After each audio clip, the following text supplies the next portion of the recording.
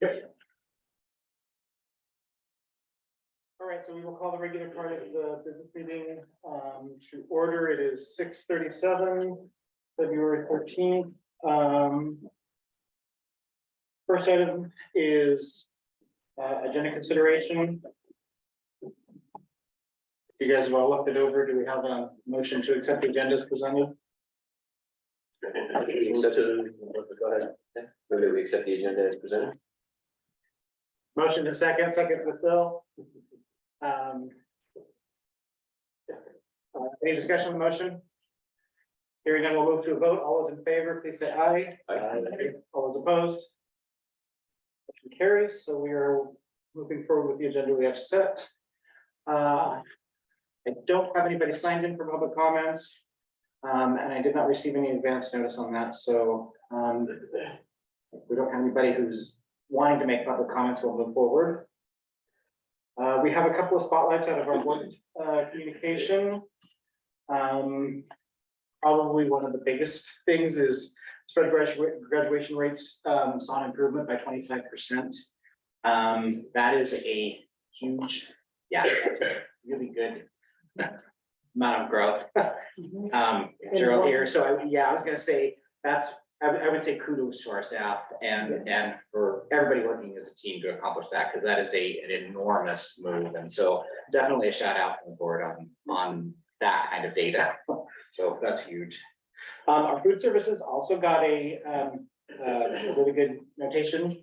And so we want to honor them and their work that continues literally most of the year, because they're here, 11 months. I would also like to shout out our local newspaper, The Promise of Oregon. They came and interviewed you and I, and then many students. That was back this fall, I believe. And it has provided a tremendous amount of really good goodwill, good publicity, good reports back for the good things happening here. So again, kudos to everybody there.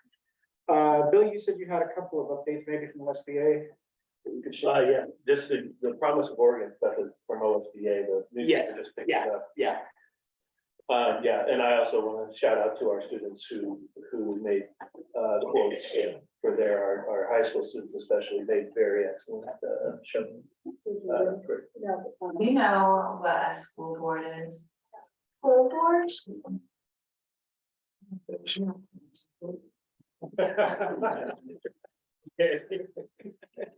The one after that goes the shout out. Okay. This one here. And this is the Well, the quotes. Promise of Oregon. And then if you click on, like, for example, Jake McDonald's name, there's a picture of him to his article. Oh, there it is. There you go. I think one of them was, her name was Carrie or Kyrie, the senior, junior. Kira. Yeah. So that one rolls into what I'm about to say next, which is, so now 2 weeks ago, a group of OSBA board members went to Capitol Hill. We spent 5 days on the Hill advocating for mostly student funding, and most particular, our number one focus when we met with all of our congressional leaders on Capitol Hill was for the federal government to provide the promised 40% funding for IDEA expenses. And we also, me and another woman from Ben made a pitch to everybody about trying to make it easier to file for Medicaid reimbursements for school districts, so that since we're under regulations anyways, it should be made much easier for us to file for Medicaid. And then we covered a bunch of other things, including teacher retention and things. We had very nice that both senators had a breakfast with us for a little over 2 hours, talking about a lot of issues in Oregon and homelessness and how it affects education and things. I found out that there's a couple districts in Eastern Oregon that actually have bought houses for new teachers to live in until they get set up. I didn't even realize the district could do that, but they can, and so there was a lot of learning, and certainly, Senator Merkley was heavily interested in understanding how that works and what they can do to help there. For us, I met with, the Chavez Dreamer, came in for a bit, and then we talked to her about the local issues, in the area, and then, staff for Andrea Salinas. We pitched basically those issues. So, it was quite a good trip. For the first time, I was advocating on Capitol Hill for public education. So, but again, the big push was to get much more funding for ID grant, in all those programs. So let's see what happens. You know. So, outside of that, there's at least 450 bills with the word education in them at the Oregon legislature right now, and they just cleared 3,000 bills on the docket in Oregon. A number of those bills are somewhat concerning, but it is something we're getting going on. So March 17th, which I think is the Friday, whatever Friday is right around March 17th, is the first drop dead date in the Oregon legislature for bills. So we're paying attention to quite a number up until that time. If you have questions or you want more information about any of the bills, there's quite a number of parental rights bills and things like that going on. Of course, the education, not education, what's a board training bill is back. There's another one to modify the SEI form filing requirements. Current amendment for that is 1,625 students. If you're less than that, you don't have to file SEIs. Well, I don't think that'll pass, but we'll see. So it would not affect us. It affects like 103 districts. There's another amendment that someone just put up yesterday to make that 5,000, which means it'll affect like 160 districts. But we'll see how that goes. Any questions? I don't remember all the bills. I hear about 50 bills each week on their status, but if somebody has a question about a bill you've heard about, or you want me to track and get more info, just reach out or speak up now. I may know school fund is interesting right now. The common school fund is at its highest ever. It's kind of interesting. That's like this real small percentage, but it's kind of interesting that the common school fund with the sale of the Elliott Forest is now at its biggest it's been. So hopefully it'll stay high in that range. And the state school fund, and of course there's a number of bills trying to dismantle the corporate activities tax or put in a lot of waivers into the corporate activities tax. They're not getting any traction right at the moment. And don't ask me about tolls, because that won't be a good conversation. So we'll leave it at that. Thanks for that. Any questions about what we're doing at OSBA, please feel free to ask. I would like the bill numbers on the parental rights ones. When you have time. Yeah, I don't have them all, but I know there's a couple that are written in the minutes. Thanks, Bill. I also failed to call out, we have 3 North Marine girls on the wrestling team who are members of the state competition, so we wish them luck on their endeavors. I'm not gonna go any further. They'll give us a really robust update on OSBA, so I would just like to move on to C, which is celebration of Black History Month. And I have a proclamation here. Whereas during the National Black African American History Month, we celebrate the vast contributions of Black African Americans to our nation's history and identity. Whereas Black African American History Month grew out of the establishment in 1926 of Negro History Week by Carter G. Woodson and the Association for the Study of African American Life and History. Whereas the 2023 national theme for observance of the Black health and wellness, and whereas the North Marine School District is deeply committed to equity and inclusion. This stance includes the cultural and racial affirmation of our students, staff, parents, and community members who identify as Black African American, and whereas our community is better because of the diversity of our population.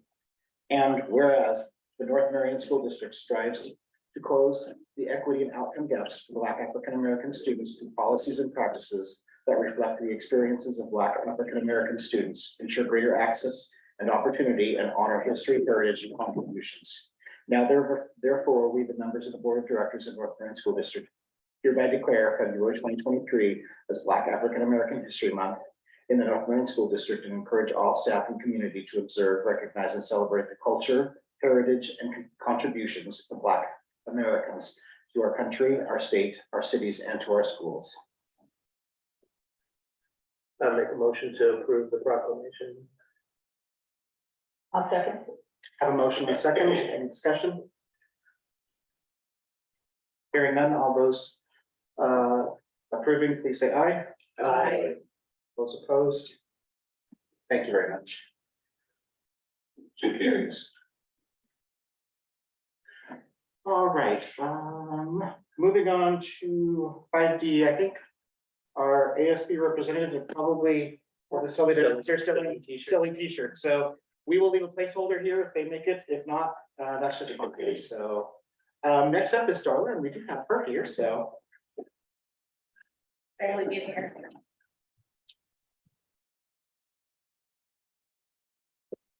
Do you have the slideshow that? This is. Oh, that is it. That's a horrible picture. Um, So I am here as a UNNE representative. I'm the building rep at the primary school. I teach second grade. I'm also a parent in the district. My son is a seventh grader at the middle school. And so I just want to share what's going on, what UNNE is doing, and also what's going on in primary school. So one of the things we're doing each month is giving goodies to our association, just to show that we appreciate them and their support and all they're doing, and everyone's working so hard. So this is a picture of what they got this last month. I think this month is candy, chocolate. And so just it's a little token, say we appreciate you. So the bulk of my presentation is just really talking about what's going on with primary school, what's going well, challenges we still have.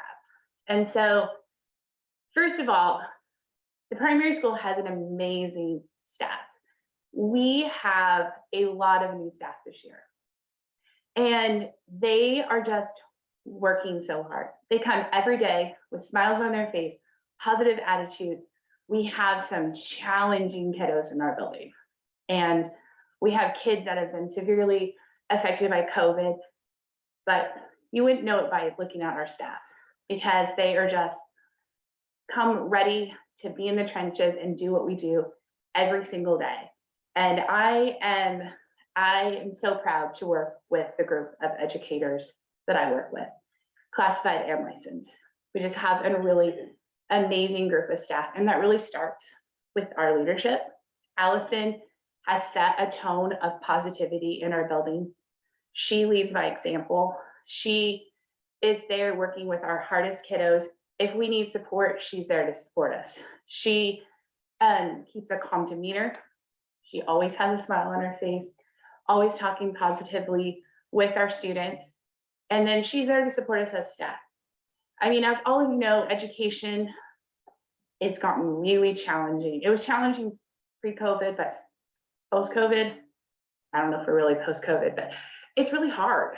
This job is so much harder. I've been teaching for 27 years. It is nothing like what it was when I first started teaching. It's so difficult. And she does everything she can to take things off of our plate so that we can focus on what is the most important thing, and that's the kids in our room. And then Michael Kletter, Mr. Kletter, has been such a nice addition to our building. Again, he's calm, positive attitude. There, you send him a text and say, I have a kid who needs some help. He's there to support you. He'll drop what he's doing and come help. And he's just so calm with the students, but yet holding them to a high standard. Just like really has fit in really nicely with our staff. And we couldn't ask for two better admin. And you know whose name's not up there? It should have been up there, Cheryl Bear, because she's in our building all the time. I mean, Cheryl was in my room today supporting students, and she's, again, just, I can't say enough about them. And then, so since I'm talking about staffing, we have some challenges when it comes to staffing in our building. We still have staffing shortage in our building. I think we have biggest shortage in the district. I could be wrong. And then such shortages. It's really hard when you're sick and you can't be there, knowing that you have now made it a challenging day for somebody. And Allison was showing me her spreadsheet this morning of how piecemealing it all together, and she's done an amazing job this year of making sure everything is covered when we have those staffing, when people aren't there and we don't have enough subs, everything is still covered. But it's challenging because people are working, going above and beyond all the time, getting stretched really thin. And my big fear is burnout. So that's something that is still a challenge in our building. But then I wanted to end with one more really positive thing, and that's our new reading program. So at the primary school, we adopted CKLA Amplified. And I have never personally seen a reading program like this one. It's been a huge learning curve for us. I have learned so much as a teacher, and I've been teaching for 27 years on phonics rules, grammar, all these things that I have been trying to figure out and teach. Our program explicitly teaches them. For example, it explicitly teaches when you use when I says I and when I says if. I didn't know those rules before this year. And it continues to spiral and review. And our kids, we're seeing so much growth. One of our kindergarten teachers told me that their students are able to blend and segment really well, which has always been their goal in kindergarten, but it's a really challenging thing to teach. And their kindergartners are doing it. One of our second grade teachers said that she's seen the best results in her entire teaching career. And so I just thought I wanted to share that with you guys because that is such a huge, huge thing.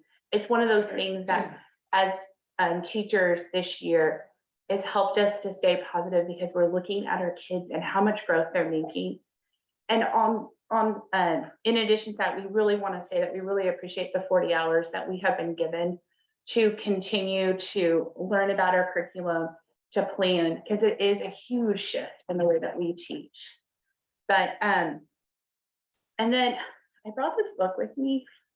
So our reading program is broken down into skills and knowledge. And so skills is where we're teaching all the skills they need to know to learn how to read.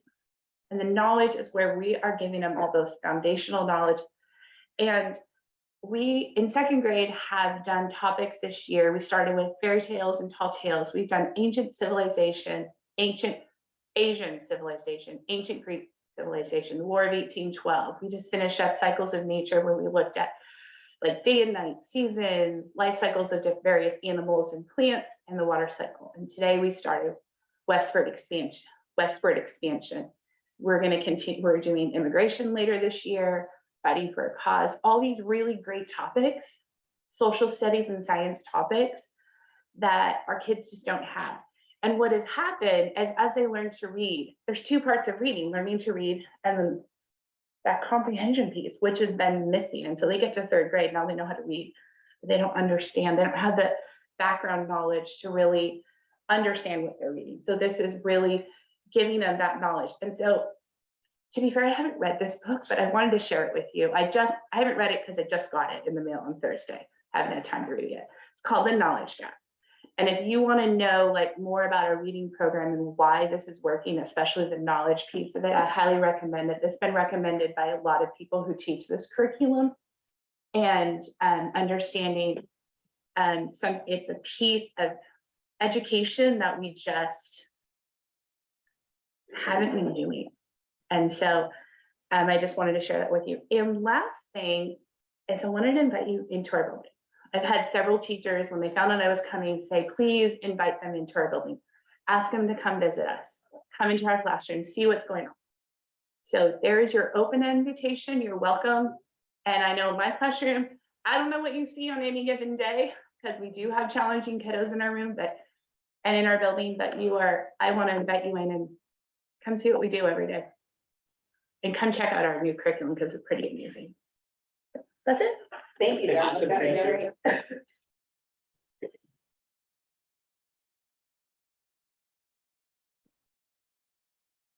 All right, we have a couple of. Yeah, go ahead. It's nice on the board side here to get feedback about, when we do adopt curriculum and we go through the whole process to get feedback, to hear from the users themselves that it's, what you're seeing in it. And, that's kind of rewarding for us. So I appreciate your giving that. Thank you.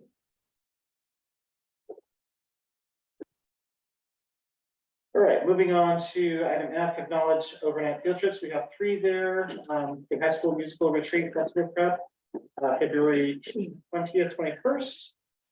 In Salem, the high school State FFA Leadership Conference in Redmond, March 16th, 19th, 2023, and the FFA Vet Science State Competition for Robert Baker on April 28th through the 30th of 2023. So we just acknowledge those. We don't need to vote on them, but we acknowledge that they're going to be overnight for kiddos. A notice, this is just kind of a notice for board members and the public. We have 4 of the 7 seats for board of directors will be up for election or re-election on May 16th, 2023. Their positions 2, 5, and 7 are 4-year terms, and then position 6, because we had to fill that with an appointment. That is a 2-year term remaining on that one, which would be ending in June of 2025. The others would all be through June of 2027. I can go through a little list. Be willing to participate in monthly meetings, workshops, board trainings, professional development sessions, budgeting and school strategic planning, planning sessions. Be willing to engage in team building and solutions and all of those things. But I just wanted to give you guys a heads up. I don't think I have anything more to say on that. So moving down to item number 6, our consent agenda. If you guys have had a chance to look at that, I would entertain a motion.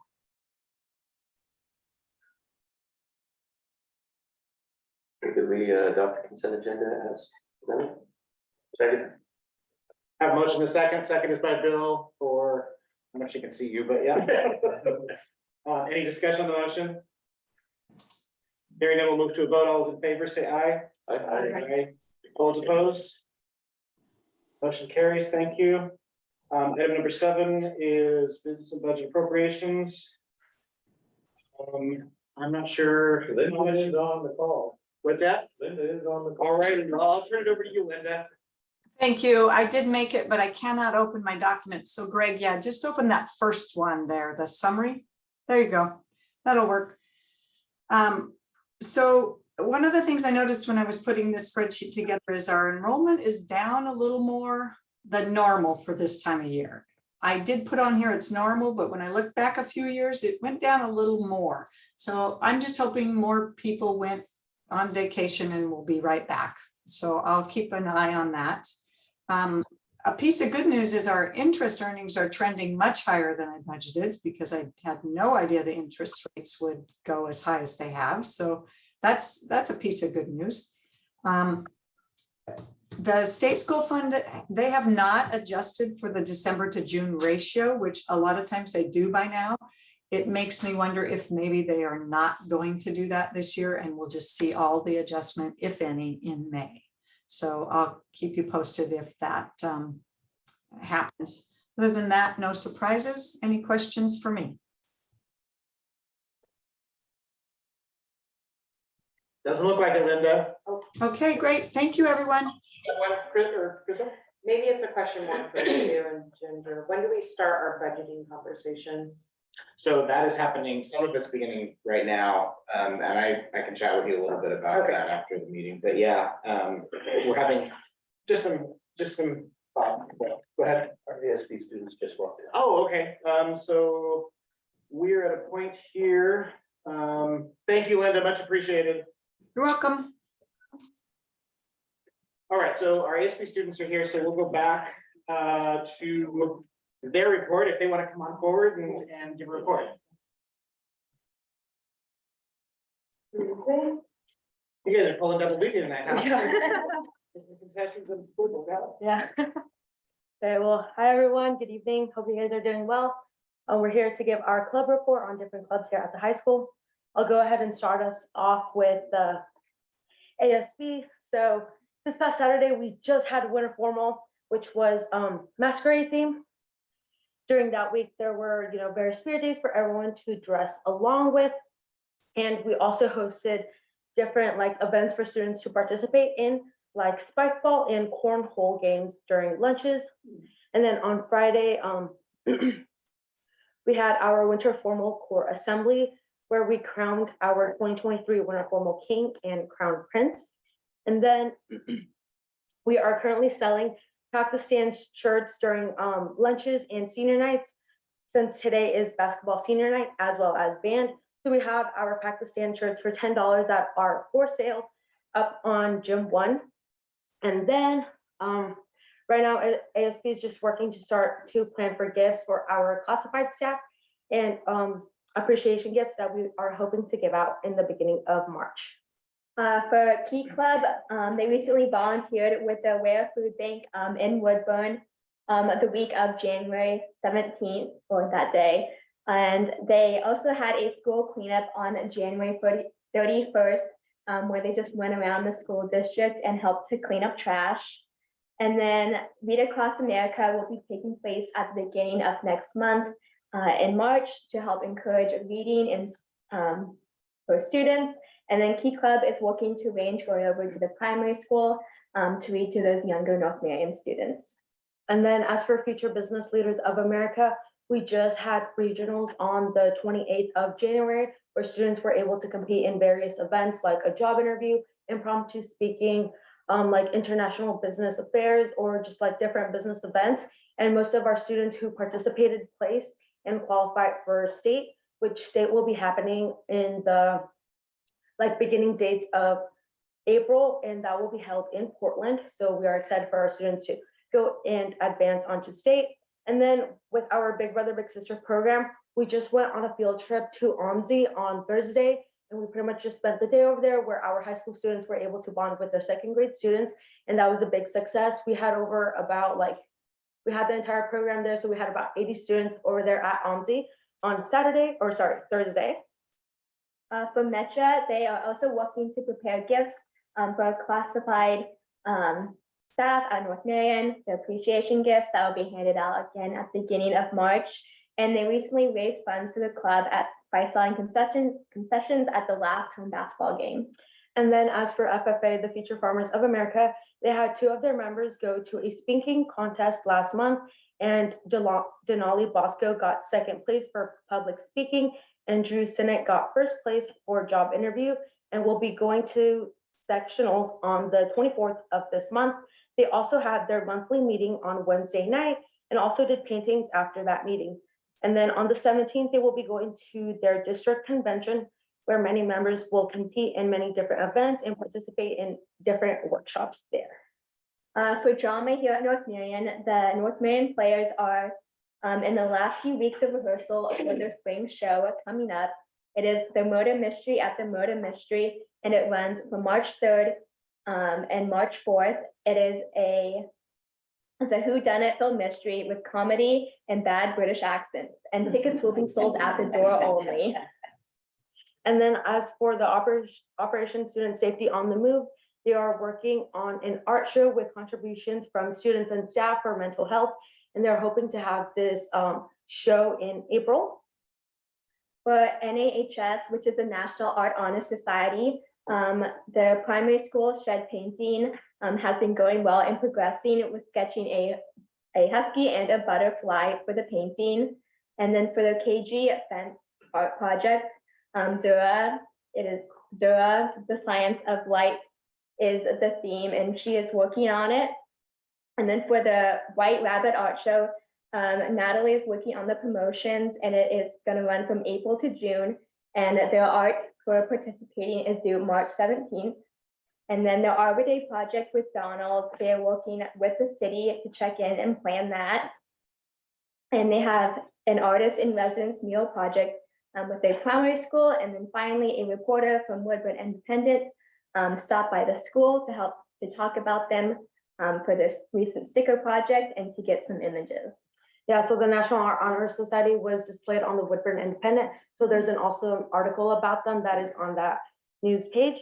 And then as for our prom committee, which our junior class is in charge of, they are currently working on finding decorations for their old Hollywood style prom. And that will be happening on Saturday, April 22nd at Oakview Acres outside of Canby. For yearbook here at the high school, they are working on finishing up some of the fall pages, and they're also working on winter coverage. And then as for our robotics team, they have definitely had growth this year. North Van was represented by 3 teams this past weekend. Most participants are beginners, so they are learning about what it takes to, be in robotics and how to do all of that. And then they will be hosting their final tournament of the year or of the season, and which will be happening on Saturday, I believe around 9 a.m.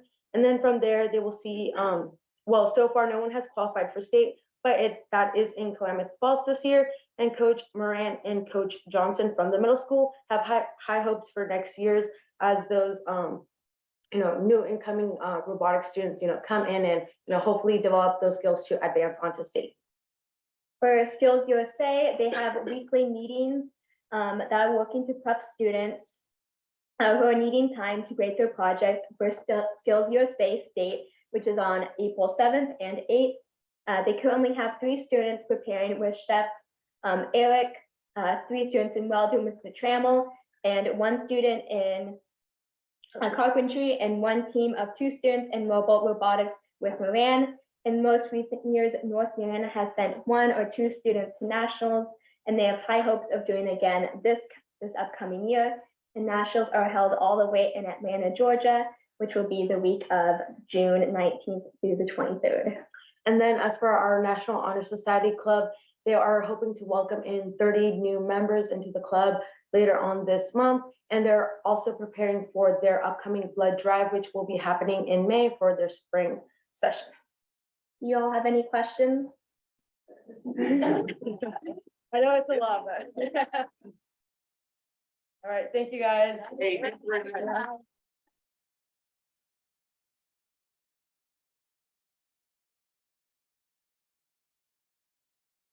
All righty, we left off at item 7, so moving on to item 8 is school operations and principals report, and we have Tammy up tonight from middle school, so, and Lindsay, so. Thank you so much. We're going old school here. We have paper. We don't have our phones. So we'd like to thank you this evening, the school board and the community, for just giving us this chance to share a bit about what we're doing at the middle school. We're really proud of it. We're proud of our efforts, and we're proud of the teamwork that we display as a school. And we're really taking steps to align, of course, with the district's strategic plan. Okay, yeah, you're going to see lots of great pictures, so check them out. We've been working on those. So last summer at an admin retreat, we worked together to look through the strategic plan, but we looked at it through the middle school lens, of course. We developed our theory of action, and we shared it with our instructional leadership team and the entire staff. We're really, really proud of our shared leadership that we have at our school, including our instructional leadership team, the Avid Psych team, our instructional and swell coaches, our committees, and all of them ensure that we have equity of voice and idea sharing, which is very important. 2 years ago, we hired Ms. Espinosa as our bilingual community liaison, and this year we added Mr. Horton, who is our student service specialist. Together, they create a really important link, crucial, I will say, to community and staff relationships. And our kickoff theme this year, and that's what you see with all those t-shirts, was let's go further together. And I think that's what our theme is. That's what we do.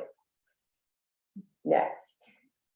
So we know it's important to give students the opportunity to participate in extracurricular activities. So we've introduced a lot more options for them in the last 6 years.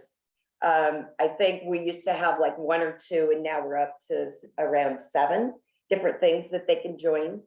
And we know that research says that kids tend to stay in school longer and they're more engaged when they are in something besides just academics. In the first picture, that's our darling little 6th grade robotics team. And lo and behold, they took 2nd place at a competition at West Salem High School against high schoolers. They took 2nd place, and we're so proud of them. And as the girls said before us, they actually participate with the high schools 3 times a week. Another student in the center there participated in our Great Kindness Challenge, and she's showing off her kindness pledge, which is on a rock. And the top right picture is our leadership students who volunteer each Friday in the kindergarten classrooms to help the students with reading and things like that. And finally, in the bottom corner, that's Miss Millbrook's class. She visits the high school, and they had a great CTE tour for our kids to look forward to. Next, you knew you would see this. So there's 2 parts to AVID that are really important to understand. And we are an AVID school.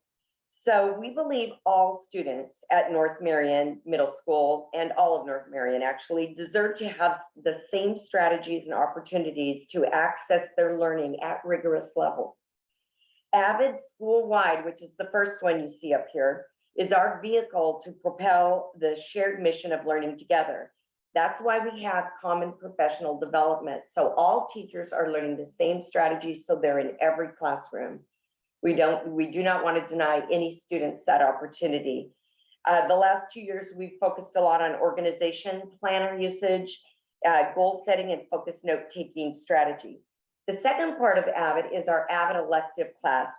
Now, this class equips students, regardless of their post-secondary path, with tools to design their own futures. So currently, we have 56 students in the AVID elective 7 and 8. Next year, we're adding AVID elective 6. And we know it's just growing. Kids are clamoring to get in it right now. A little bit of data for you. The grade data for our AVID students in trimester 1, I think it's pretty impressive. 84% of them had either an A or B in their language arts class, and 77% had an A or B in their math class, which we think is really good. Their attendance is better as well. Next.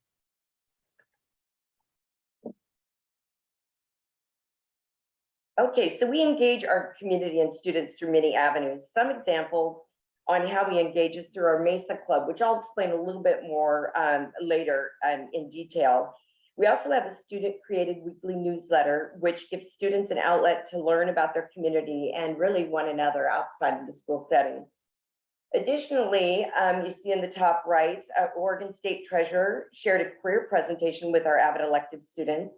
Our annual Giving Tree, organized by Miss Jones, collected a record number of food and gifts for families during the holidays this year. We're really proud of that. We received a grant from MAPS Credit Union. I learned from our band teacher that our kids weren't playing or joining band because they didn't have enough instruments. So we took a concerted effort. I reached out to neighbors, and Scott McGuire reached out to MAPS Credit Union, and we were able to receive $1,000 to buy instruments for kids. So all of our kids that want to play now have instruments to kind of call their own. We're currently planning our third summer school to offer English language development courses and leadership skills. That the English language development one really focuses on the language development, but it also focuses on leadership for those kids, which is awesome. We're also offering Math Bridge, and that's intended for incoming 7th grade students who want to accelerate their learning, and they will join the accelerated math class then if they go through the summer bridge class. We also rekindled our Wolfpack Den, which I've been wanting. It's our after-school homework club. It gives all kids access to teachers, and our teachers are coming in after school to help them, and we're taking the elementary bus home, which is great help. Next. Okay, this is our theory of action, and it was crafted with the leadership team and coaches to support the achievement of course, the district goals. It's not a stagnant document because we believe in always examining it and making it a dynamic document depending on what our school needs and our students. We respond to qualitative and quantitative data and continually assess our progress. Prioritizing students and teacher development with high leverage instructional strategies is fundamental to our success. We create the yearly PD plan, and it does focus on AVID strategies. They don't own them, they're just good, solid strategies. School-wide, we deliver them to ensure it's transparent and accessible. Teachers don't feel overwhelmed. They know right where they're going and where they've been, and they know where to get help. We support this by learning walks. We open up our classrooms for others to see if they're afraid to try a strategy on their own. We support them side by side if they need it. And we also use the teacher development studio model. Next. Okay, we support goal 1 by asking our teachers, like I said before, to use the high leverage instructional strategies, all the same ones, so all the kids are getting the same strategies. The ELA department is using newly adopted curriculum that responds to a variety of learning styles, with students showing their learning with their own culminating activity that they get to choose. The team is led by our instructional coach, Chelsea Landry, and the adopted materials are accessible in Spanish, which has been a great help. Sometimes we do a flipped classroom, which means if our language learners, emergent learners, may hear it the day before, and then they're able in Spanish, and then they're able to come in and hear it again in English, which is really good for their development as well as their comprehension. They are aligning the curriculum maps, and they have a common student growth goal, which is important. And it's around writing paragraphs that are really strong. They've also met in PLCs, and they're taking their rubrics and they're cross-checking them to calibrate. The current math adoption process and piloting is keeping a focused lens on culturally responsive practices, which is more challenging in math. It's led by Amanda Colley and Kara Handren, and the materials are all examined, and we're doing it this week with a teacher development group again, and they're helping us lead the way with it. Oh, there's that AVID again. So I'm proud of it. Here you see pictures of our AVID site team, and I look at that picture where everybody's laying all over the ground. It's a true picture. They had no idea I was taking that. That's them working really hard at Summer Institute last year in Seattle. You don't have time to rest at Summer Institute. You start at 7 o'clock, and you're usually expected to end at about 4 or 5, then go have dinner with your team to team build. So it's a really rigorous thing, but they're able to bring back those strategies to staffs and their classroom. So it enables us school-wide again to implement all of it. This is a very cool statistic. This year, we will have 70% of our teachers trained in AVID strategies. That means they have gone and they've received training from the national leaders. In January, we asked our staff what strategy they were most excited to use in January. And you can see some examples up there. We plastered it all over the school. We believe in naming our strategies so the kids know them. So this was a kids bulletin board. It wasn't in the teacher's lounge or separated from anything. We want the kids to know that these strategies are good, and we're naming them, and we want them to implement them effectively in their classrooms. Okay, next. So we believe in offering challenging opportunities to develop a growth mindset. It's one of the reasons why we've implemented programs like MESA. So you have to be invited to be in the MESA program. Our middle school was invited, and of course we accepted. They have a mentor that comes in once a week to work with them from Oregon Institute of Technology. And on March 3rd, the students will travel to Willamette University to demo their inventions. May 19th, the students will go to PSU to attend MESA Day to showcase their final project. And then in May also, we'll have a MESA family night. As I stated earlier, we have common instructional frameworks. To date, our student school-wide organizational strategies are the binder, really keeping an organized binder, and that's hard for middle schoolers, and believe me, some aren't perfect. Students also write essential learning questions in their planners to gauge their own learning. They write the questions at the start of the lesson, and then they look at them again to see if they've learned it. Teachers are using the focused note-taking strategies to help students process the information they learn. This allows for student choice and voice in how they process their learning, so then they can apply it. And that's the key. It's not just taking notes, it's revisiting them. It's then using them for discourse, but ultimately being able to apply them to a different situation. And at any given time, speaking of, you can come on in, you will walk into our classrooms and see kids actively engaged in their interactive notebooks and taking notes. It might be a Cornell format, or it might just be 2 columns or something like that. Next year, we're going to work more on critical reading strategies, which we need. This picture, these are our teachers sitting here, and look at how hard they're at work. So we do look at grade, diagnostic, and state test data. We have to know where we are so we know where to go. We examine CEL and MTSS data in our grade level teams. We have grade level teams, PLC teams, all staff teams, lots of things that we've developed. Then they can look at that data to make decisions about what they're going to do for their next steps at a personal level in their own content area.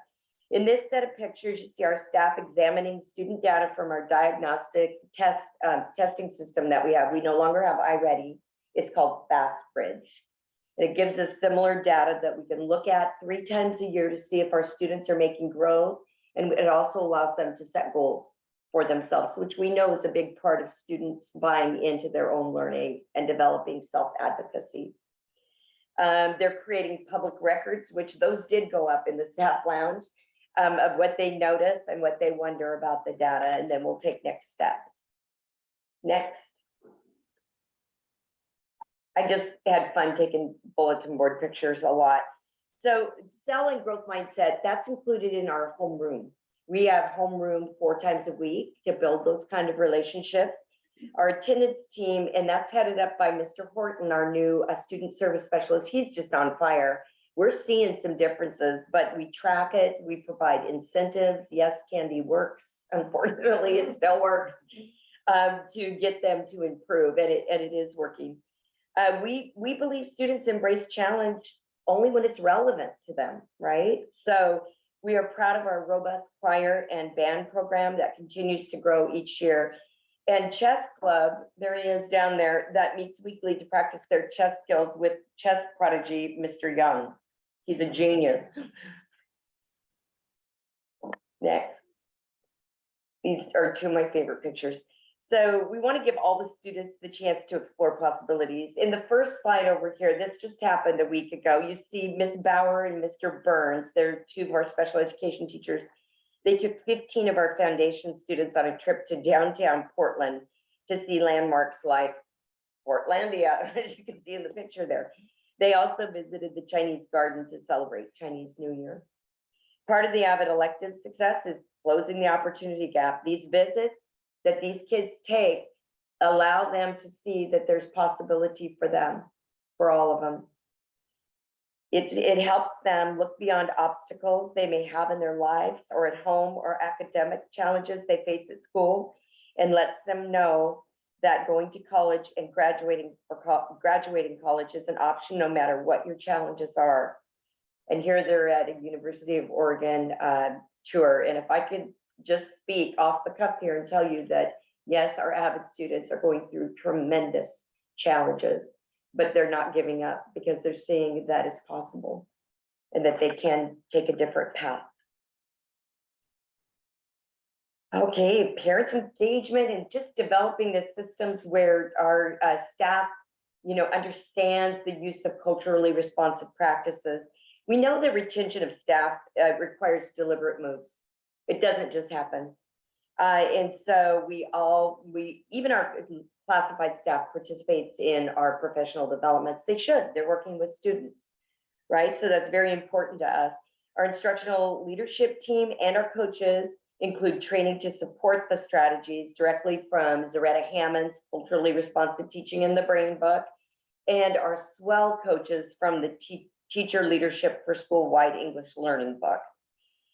I'm so proud of this. We strive and we're succeeding at recruiting and hiring bilingual staff members, and we currently have 12 bilingual staff members in English and Spanish, and 1 more that's bilingual in English and Russian. Very proud of that number. Our PD and the supports we have in place for students have culturally relevant components and emergent bilingual strategies all embedded. Additionally, this is something we changed this year, and that's one of our families at our student-led conferences. We heard lots of feedback about, well, we only see the advisory teacher, but I really want to see the math teacher and all of that. So we met as a leadership team, and like I said, we're full of leaders, which is what we want. And they created a plan where the parents could, yes, meet with their advisory teacher and the student to hear about their student-led goals. But then there was an open segment during the conferences where they could go and visit all their teachers. Our teachers worked doubly hard. They got very few breaks, but they embraced it and wanted to do it. And our parents, the feedback was amazing that we got. Next, thank you. In these slides, you see some other things to bring our parents in. Pictured here on the left is our 6th grade orientation. This happens in the spring in April, and it welcomes in our 5th graders. And every year our theme is Explore North Marion, so they can see it. It includes tours and meeting some teachers and things like that. The upper right corner is a picture of our Avid Family Night. This year we expect to have 100 people at the event. And I'm going to quote here, we are thankful that Sandy Traham from PBS Buildings has donated $500 to the event this year. And he said, I'm familiar with Avid and I am willing to invest in it, which made us really proud. The bottom picture shows all the solo opportunities that our students have here with choir. We can't keep up. I've never seen anything like it. He will open it up for auditions, and there are 40 kids that want to sing a solo in front of 500 people. I'm like, boy, that takes a lot of guts, but very, very proud of them. Next. So North Marion Middle School celebrates diversity and voice of all stakeholders. Thank you so much for allowing us the opportunity to share some of the things that we're very, very proud of and that we do at the middle school. We appreciate it. Thank you. Thank you. Anybody have questions?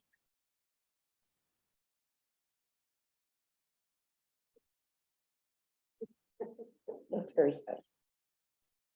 Who have you got here tonight? Oh my gosh, my staff.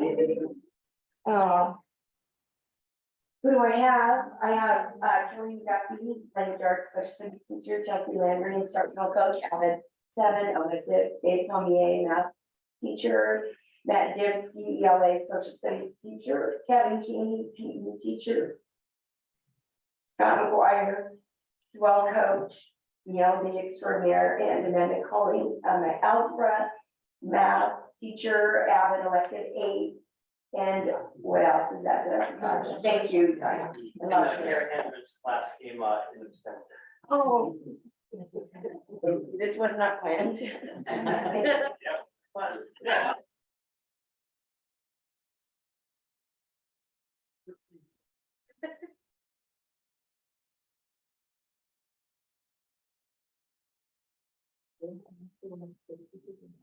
I was gonna say, did you guys have something I see flowers back there? Oh, we were here to celebrate the fact that this is gonna be Tammy's last presentation because she's retiring, so we want to have support of that. Very cool.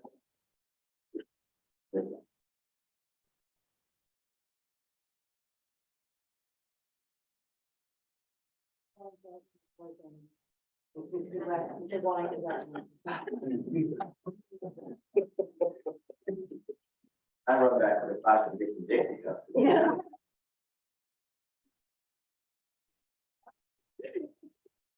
Well, I would just reiterate the thank you. I understand that you're leaving us and retiring, but I would thank you for your years of service and dedication for the kids and all of the kids you've served, and you're passionate about Avid. It's definitely shown through. So yeah, on behalf of the board, thank you for everything. And you're here for a while yet, so you're not done quite yet.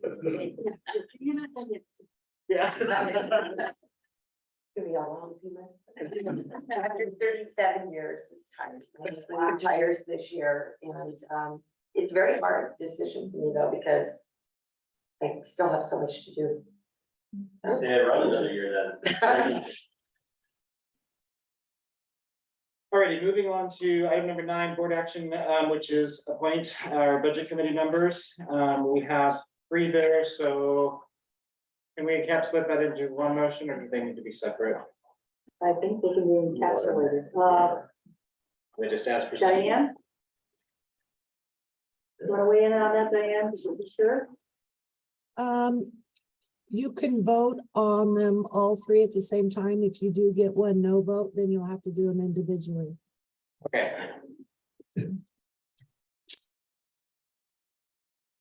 So if somebody wants to. So I'll make a motion that we appoint, I'm having trouble reading, screen floor here. Brent Salmon to position 2, Mike Williams to position 3, and Jay Jones to position 4 for terms ending on June 30th, 2025. And we still have an open position. I'll second. Crystal? Motion and a second. Is there any discussion on the motion? Hearing none, we'll move to a vote. Those in favor of accepting as presented, please say aye. Aye. Those opposed? That motion carries. Thank you. All right, item 10, Superintendent of District Operations Report, and we have a preliminary preview of the integrated action plan, so I'm not sure, are you turning that over, or are you taking that? Okay. For the team. At the expertise, we did it together, however, they made the majority of. Will not be as riveting, you know, as Tammy's presentation. We have just a couple of things here. Tammy actually did a really nice job of kind of laying the groundwork for what this particular work has been for us. And we think that she's done a really nice job. We know you visited Dave at the intermediate school the other day and saw what a nice job he was doing, and you heard Deanne talk last week. And one of the things that we're hoping you notice is that your strategic plan, you know, is really compelling us and driving the work that we do in the district. And so we hope to continue to do that, you know, on your behalf. So we appreciate you having a strategic plan that is so compelling and it is work that we want to do and worth doing. And as we present our draft of the integrated plan that we're required to turn into the state this year, in a little over a month. We also want to make that point that in essence, what we've been doing as we've been preparing this plan and this report is ensuring that our strategic plan, you know, still is the context in which we do this work in. And hopefully you'll see in the plan as we continue to roll it out that we're really working to integrate those initiatives, honor the work and the thought that has been given into the past, and then kind of in essence, enter that into the context of our strategic plan so that the language and the outcomes and the strategies and the investments that we make with the resources that we have from these particular initiatives are also supporting the strategic plan. Because that's a big, that was a big task that was given all of us, was to make sure that we resource the strategic plan appropriately. And so there's a lot of that in this. So thank you. Anything you want to say along those lines? True. So it has been very much the way that Tammy talked about working with her leadership team, you know, to build a theory of action, you know, that was, you know, around the strategic plan, but through the eyes of the middle school. We've been asked to submit to the state for the first time, this is new for the state this year, an integrated plan. So we have had, and we've been submitting all kinds of plans to ODE for, you know, for all kinds of different things. Some of them have some resources attached to them and some of them don't. Some of them are just plans. We have had all kinds of accountability systems and reports to do for these different plans that have been out there. And this year is the Department of Ed has made this effort to try to say, let's see, if we could create a process by which you submit one big plan that actually accommodates what in essence are 6 different initiatives, 6 different plans that we've been working on throughout, that we've been continuing to submit throughout the state and then doing some different levels of work on. So today we just want to talk a little bit, oh, I'm sorry, go ahead. I don't want to interrupt you. So is this replacing other plans that in the past we've heard about? And I can think of acronyms, but I'm not always sure which ones are right, but so is this replacing something? What I'm saying is it's not adding to, it's the hope of integrating, is that? It's integrating them, and one of the trick that the department had to do is that each one of those plans has certain statutes connected to them. So they had to have us do this in a way that we still meet all the accountability measures and reports and those types of things that go along with those other plans. But yes, for things like the high school success plan, and we're gonna talk about those, the student investment account. Okay. Those are, those are the ones that that they're trying to integrate together right now. So we're going to share our draft of that, and we're not going to go through each gnat's eyelash of the things. What you've got in your packet is an outline of this presentation. You've got a document that actually describes, in essence, the details of the 6 plans that we're integrating together and some of the things about each, so you know what's involved there.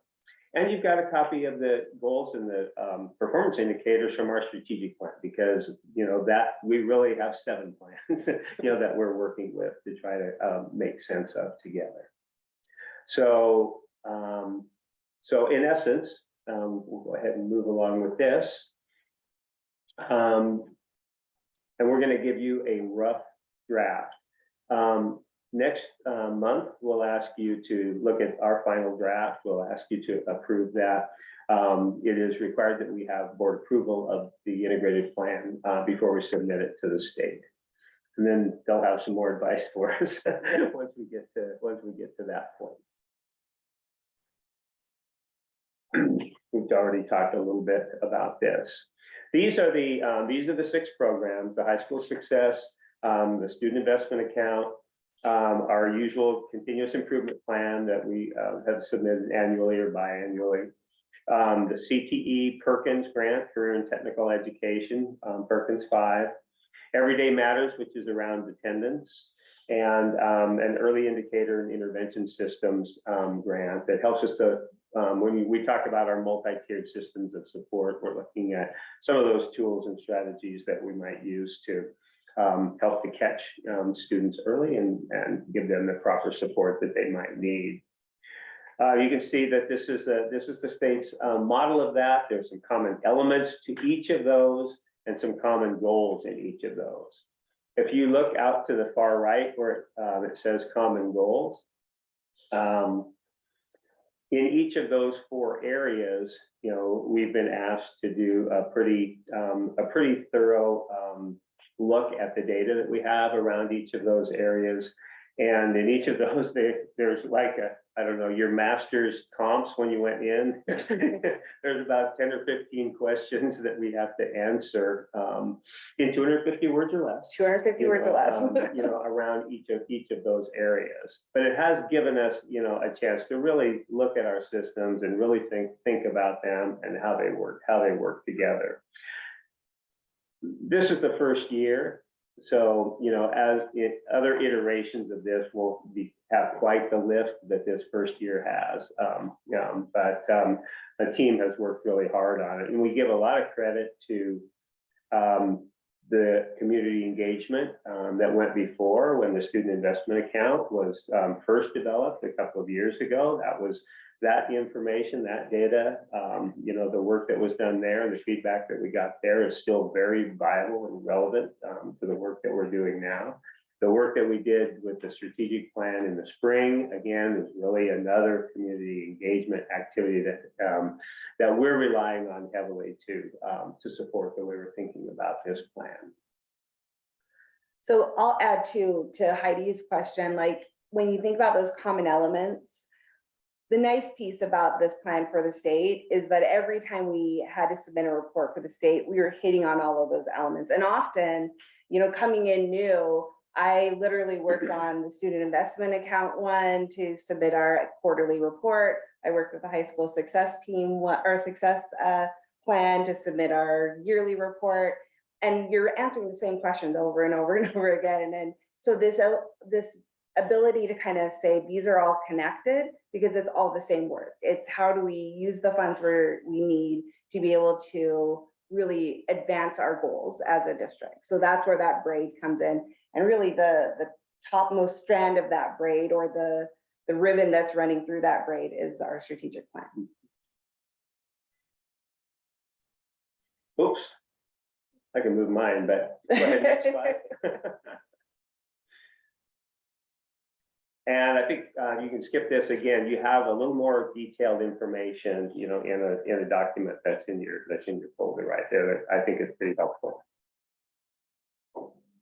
Again, we want to you know, kind of give recredit. You know, the team that came together for multiple sessions last spring, collected data, gathered data, and really thought about the feedback that came from the community in developing the mission, vision, values, and goals that were with the strategic plan. Very thoughtful work in terms of that spring and a plan you just adopted this fall.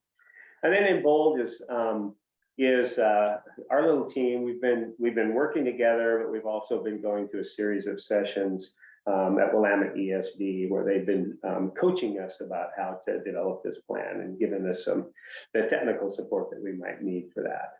And we go to our last session on, we graduate on Friday.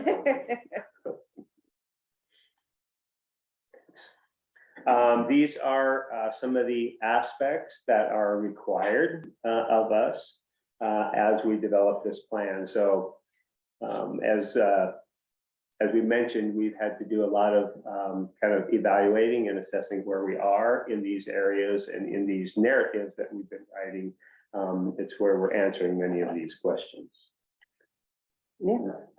I was thinking about just how complicated that graphic looks, when in reality, it's really just about how all of these things are interconnected. It's like an ultimate Venn diagram, where what we're really looking to do is take that equity lens, think about how we're engaging our community, doing a thorough understanding of what are our actual needs, and identifying what we're trying to accomplish once we know what those needs are. Oops, okay, next slide. Sorry. No, that's okay. We did want to point out that in thinking about the integrated plan, as you know, has been the practice in North Marion School District. Our equity lenses and the frameworks that we use to evaluate the work we're doing through an equity lens has been apparent. We know that as the strategic planning process had that charge, you know, to be an equity-driven plan as a primary value in that process, a primary charge. As you look back, if you look back to the needs assessment and to some of the outcomes and strategies that were drafted in your original student investment account, you will see the notion of equity threaded through there, and those groups of students who were needing the extra support and needing the extra resources were identified in that initial student investment account plan. So we've continued to move those ideas forward. The Department of Ed has an equity lens that we use that asks us to ask a series of questions about our work, who's benefiting and who's not, and why not. So there is a careful thought about that. Where are the resources going? Why are they going there? And what's the equity in the way we're allocating resources and such.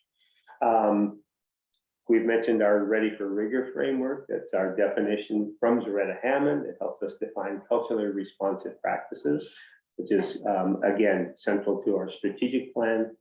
And in the work that we've all been doing with Bill De La Cruz as a district, as a staff, he's also given us models and ways of looking at the way we work, the way we interact, helping us become aware of our biases, and how to think about the kinds of conflicts that we have in our system and productive ways to deal with that. So we have a number of, we talk about our equity lenses. We have a number of different ways to think about that. You want me to do that one? Sure, yeah. Yeah, so. You wrote that. I did write this essay. So really, when we think about community engagement, one of the things the state encouraged us to do while we were writing this plan is not reinvent the wheel or start from scratch, but instead to build on the good work that's already happened. And we're really lucky, as Bill said, that there was a lot of good work that happened with the student investment account work several years ago, as well as the strategic plan. In fact, we have a really nice document with the strategic plan that is all that synthesis of information from focal groups, from the interviews, from surveys. So we have a really good foundation of community engagement that will continue to get built on. And the discussion we had during the work session is such a good example of that. Because we're taking a critical eye to how to engage more voices and make sure that those voices are brought to the table. So obviously we have the data that was part of the SIA investment that you guys initially made in terms of how do we want to spend those funds. We've continued to do group interviews and focal groups, as well as the work that happened during the actual surveys for the strategic plan development. And then we're continuing to add to those through our Youth Truth, which is going to be administered for the second time this year. So we're going to have some longitudinal data to see where we have areas of growth or areas that are still needing a focus. And the Youth Truth is really kind of a good centralizing piece of data because it tells us about climate and culture. What are kids actually perceiving when they're coming to school? Not just what we say we're doing, but is it being received that way as well? And then right now we're going through our, hopefully we're close to being finished with our high school accreditation process. So there's a lot of data gathering and community input that was gathered during that as part of that process, as well as listening sessions like the ones you engaged with our migrant families. So it's one of those areas that that we've identified as an area that we've learned a lot about, over the past few years, and we think we're getting better and we'll continue to get better at this, at engaging all parts of our community. So again, these are some things not to read to you. These are things that surfaced either during initial student investment account thinking about the needs and leading to that, and in our strategic planning, and continue to come up in some of the feedback that we continue to get from our community and students and staff. So in essence, hopefully you will see that plans that roll out of that reflect, addressing the needs that were surfaced through that data. And I would just stop to see if there was a question, but no.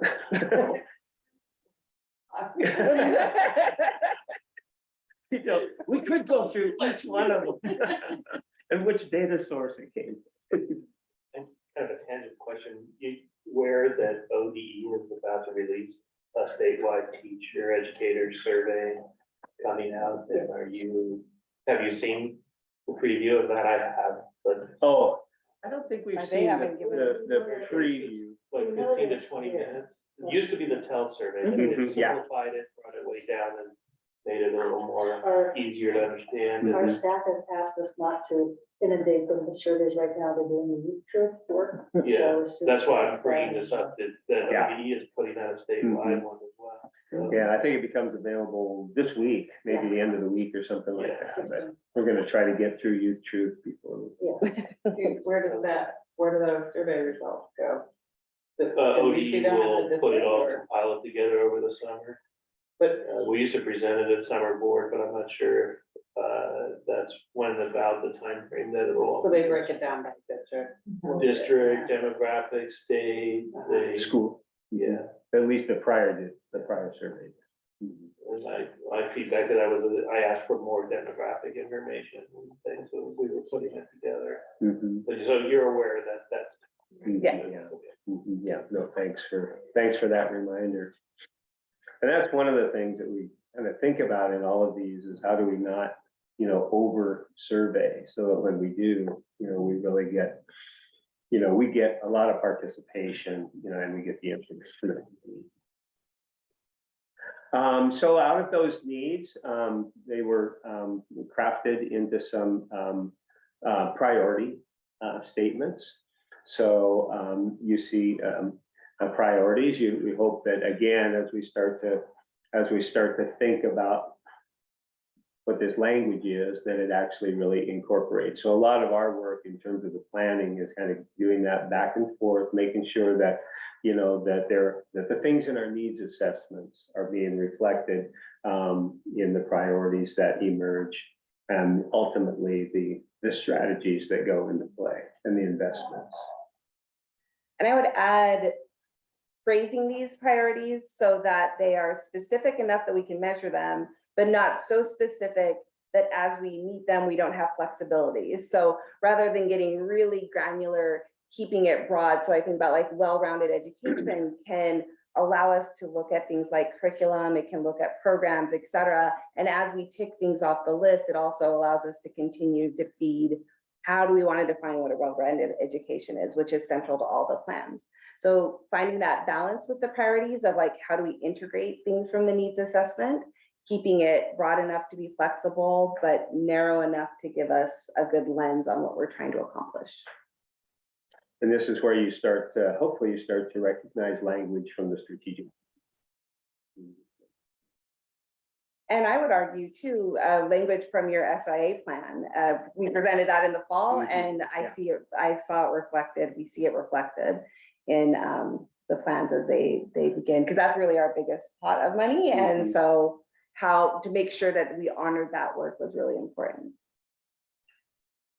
Okay. The priorities, then we craft some outcomes. Under each outcome will be strategies, and under each strategy will be activities.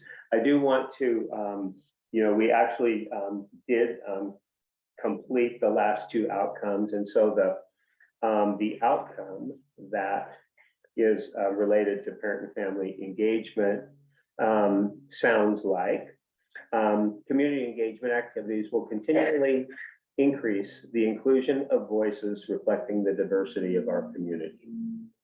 So we think that's something, that's an outcome, that can certainly have some strategies like the one you recently participated in attached to it, and some measures too. And the last group, students from focal student groups will increasingly access pathways to enrollment in relevant, challenging, advanced, and CTE courses. So we're asked throughout this plan to make sure that we really are looking at focal groups, at emerging bilingual students, at our homeless students, at our students with disabilities. And there are a number of groups that are specifically identified that we need to make sure that we're looking at and creating access for. Okay. We had a lot of strategies, so that we were working at trying not to have too many slides of strategies. But some of our next work then will be aligning strategies, to those specific outcomes that we've looked at. But you'll see strategies that are in place here. You'll see many of these strategies are already underway and in progress, and actually being resourced through some of these funds. And so we're careful not to pull the rug out from anything that's already moving and in play. And again, hopefully you start to recognize strategies connected with the strategic plan and the language as well. So there is another slide of strategy. And again, you recognize some of those things that are already underway.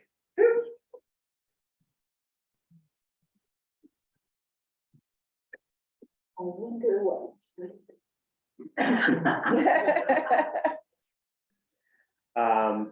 So anyway, those were key strategies. Again, some of our next pieces is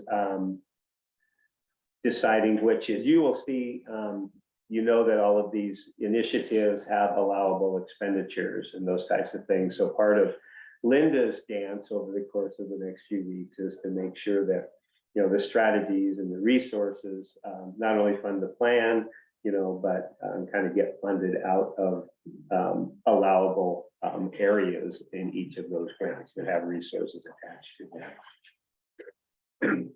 Business managers love those kinds of puzzles. So are really good at it.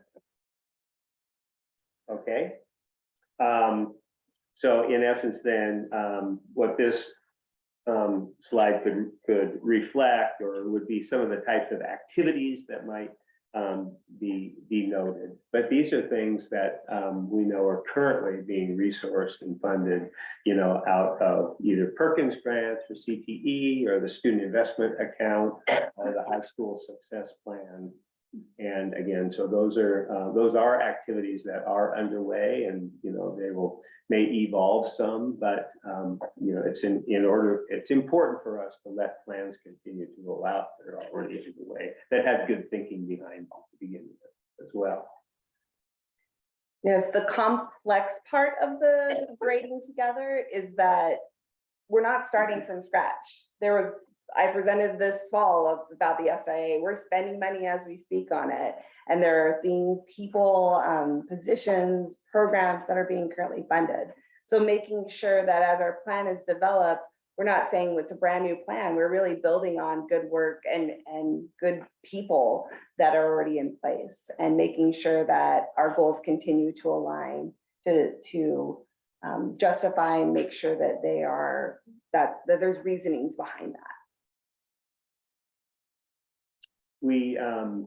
We will be submitting a 4-year plan. We have no idea how you plan for 4 years, but a 4-year plan and a 2-year budget is what we're asked to submit. Just on this first plan, the 4-year. Yeah, so. That's a horizon. Pretty big ass.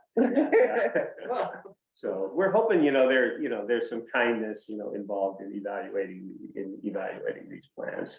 Many of the things that we do, will be things that, that carry through multiple years. They take more than 1 year to actually get in place. So there'll be a fair amount of that as well.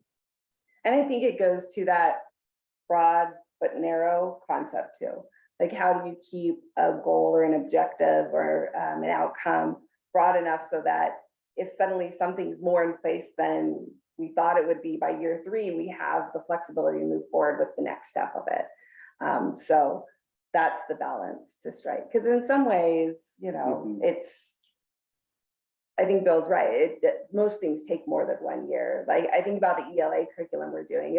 We'll see good results in 2 to 3 years from it. So we can plan kind of far out as to how do we keep supporting that implementation.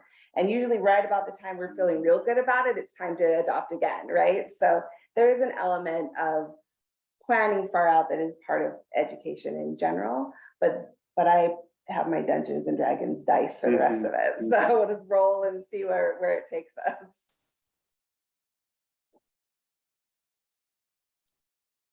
All right. I would just say this, what this shows are some of those measures and assessments that are included in all of these different plans. This is kind of the totality of them. So we have to kind of keep track of multiple ways that we're going to be evaluated throughout this plan. So there are different kinds of data that we're going to be gathering and looking at, based on what these measures are. And again, some of them are connected to this plan, some of them are connected to Perkins, some of them overlap with, high school success and others. We're getting a pretty good grasp on, kind of what are some of the types of data points we're going to have to make sure that our reporting is accurate. And some of them are normal. The annual reporting we're already doing, the financial reporting and those types of things. Did you want to talk about that? Longitudinal? I think your next slide starts to get to it a little better. Okay, sounds, whoa. Just throwing some animations, to perk it up a little bit. So one of the things that we'll be doing is setting longitudinal performance growth targets. And the graph on the other slide it kind of goes into the different areas that we're going to be setting them in. But basically, there's 5 common metrics that every district is going to set their goals around. So the first is those 3rd grade reading scores. Greg, is there text? There we go. There was, Oh, yeah, there was before, fancy someone with got this. creative with the. You can go ahead and bring it all up. You can go ahead and bring it all up. I did not do this. I don't add animations. There we go. 2 more. 2 more. There we go. Okay, so we're gonna set growth targets on our 3rd grade reading scores, our 9th grade on track scores, our attendance data, our regular attenders, our 4-year on-time graduation rates, and our 5-year completion rates. And if you remember back from my data presentation in the fall, those are usually the key areas we're always looking at. It's what the report charts hit on. And so we're going to be setting goals. We're going to set some general goals, and then the state is going to tell us whether or not we're on the right track with them and give us some feedback and kind of guide us on how to set those goals. Because we're looking for both stretch targets where we're trying to grow a little more exponentially. We're looking at what our baseline targets are about how are we anticipating just regular growth should look like. And we're also looking at growth targets that are about specific places where we have gaps, maybe around different demographic groups, and how are we looking to close those gaps. And then one of the things the state's going to give us is information about how other districts, either like us or even high achieving districts, what kind of growth have they made so that we can kind of know where to aim. So this isn't just us saying, well, like, let's try to grow by 5%. They're going to say, we think an average or a likely growth would be this. How do we stretch ourselves a little bit further? How do we push ourselves with this growth? So there's going to be a lot of kind of nuancing to find the right numbers so that we're really trying to push ourselves with our goals, but also make them obtainable, right? And then we're also encouraged to identify our own metrics that we would like to measure on top of what the state is measuring. And so for us, we've identified 8th grade math scores, as well as enrollment in with our focal groups around relevant, challenging, and CTE courses. So how are we expanding those programs? So I kind of more interested in more engagement metrics for locals, such as number of people in our CPSO, number of kids in sport, number of kids in AP classes, right? Those kind of things. There's also metrics to kind of monitor how much we're increasing our warm demander is working and getting students engaged in more than just the minimum to be in school. Absolutely. And so I was kind of hoping to see more of that. To speak that. Yeah, that's what we're trying to capture in the second local one, and we can wordsmith that a little bit to try to make it clearer for that. Yeah, This is more than just the basics. Yeah. And I think the other component that I know we've been talking about as a team is that there are the things we're working on, and then there's the data that are the indicators of the things we're working on. So, for example, we're going to measure 3rd grade reading scores, but we can be looking at the growth from our MAPS tests at 1st and 2nd grade to determine whether or not we're going to be hitting that mark. And so what we're reporting on to the state versus what we're using to measure and report back to you can also be aligned, but don't necessarily have to be like specific things that we are reporting out to the state. So what we report to you versus what the state holds us accountable to can have some differentiation as well.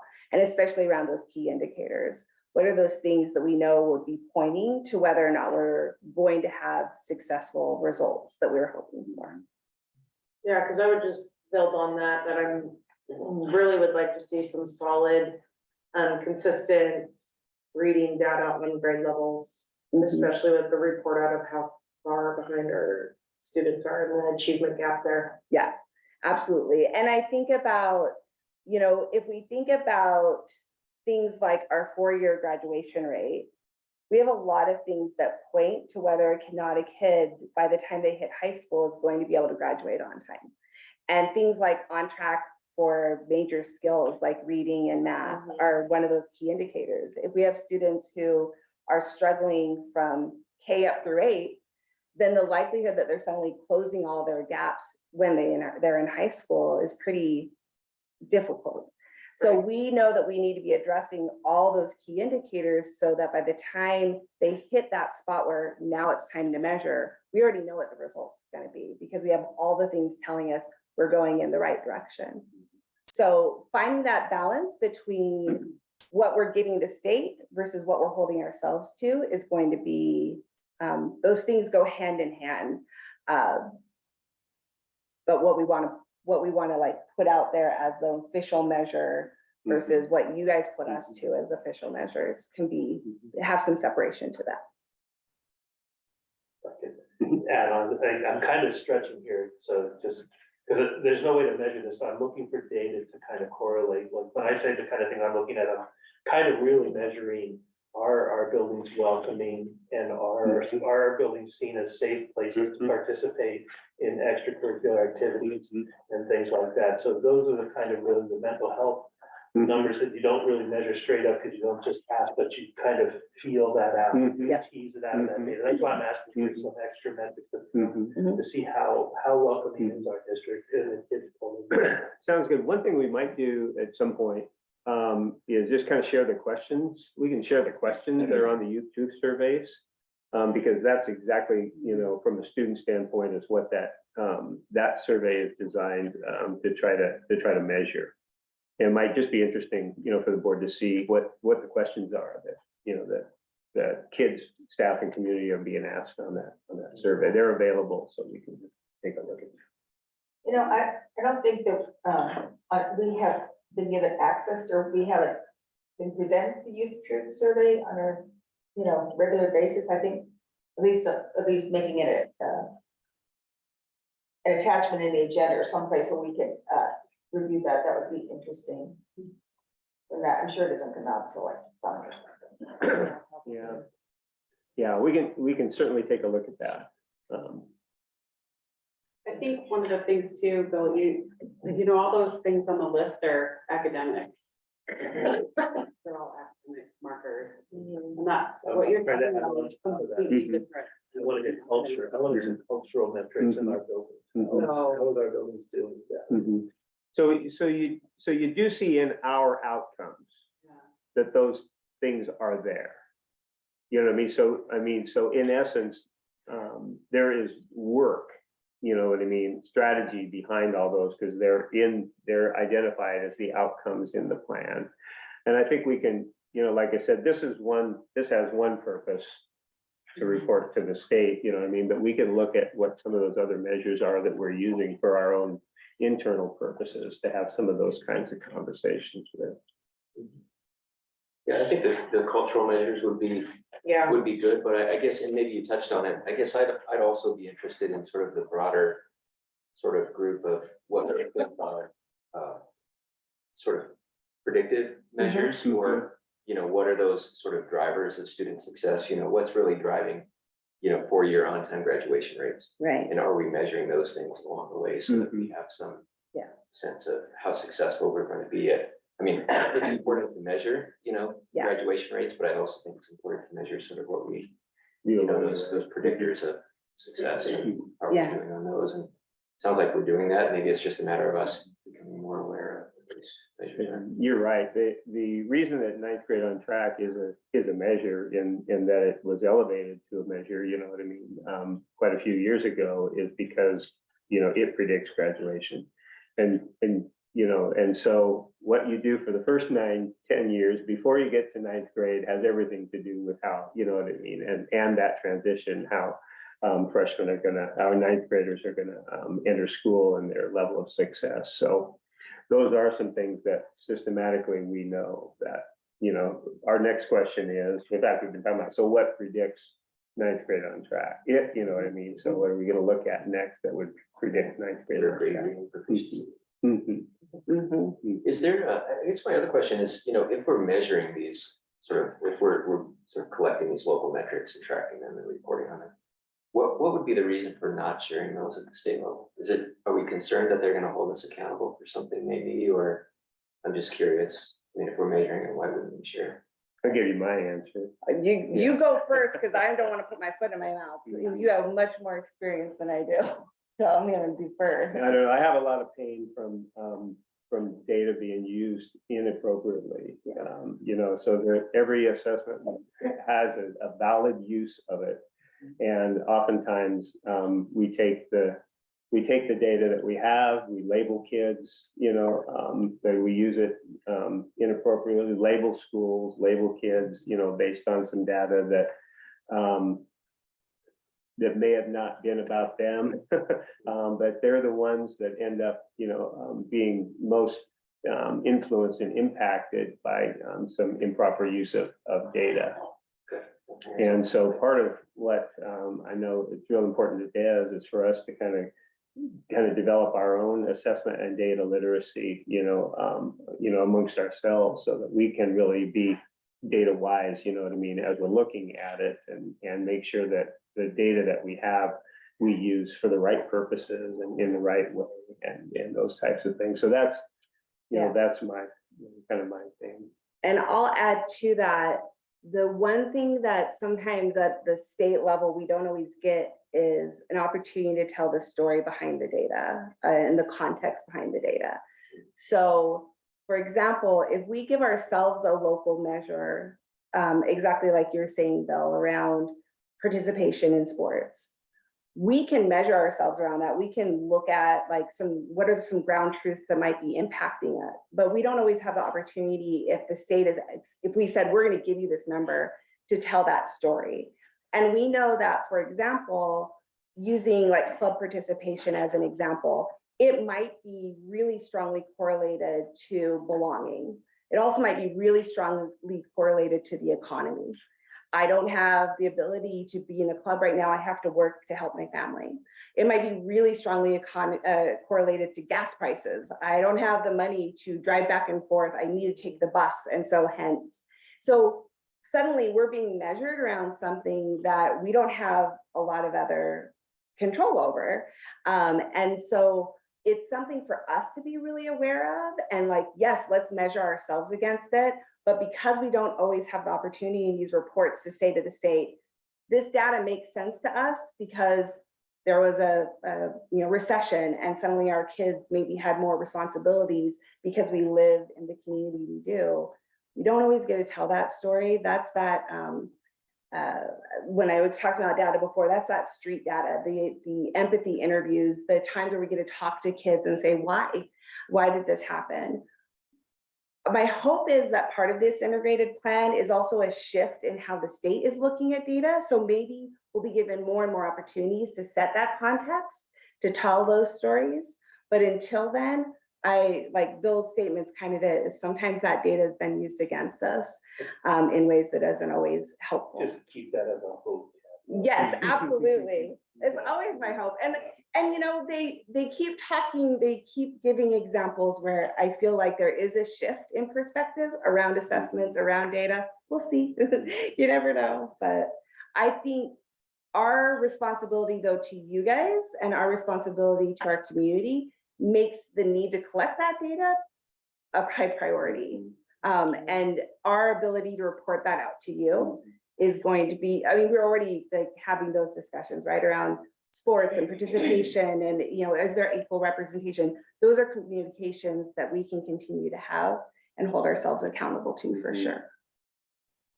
There is that notion that there is a difference between doing work that leads to improvement,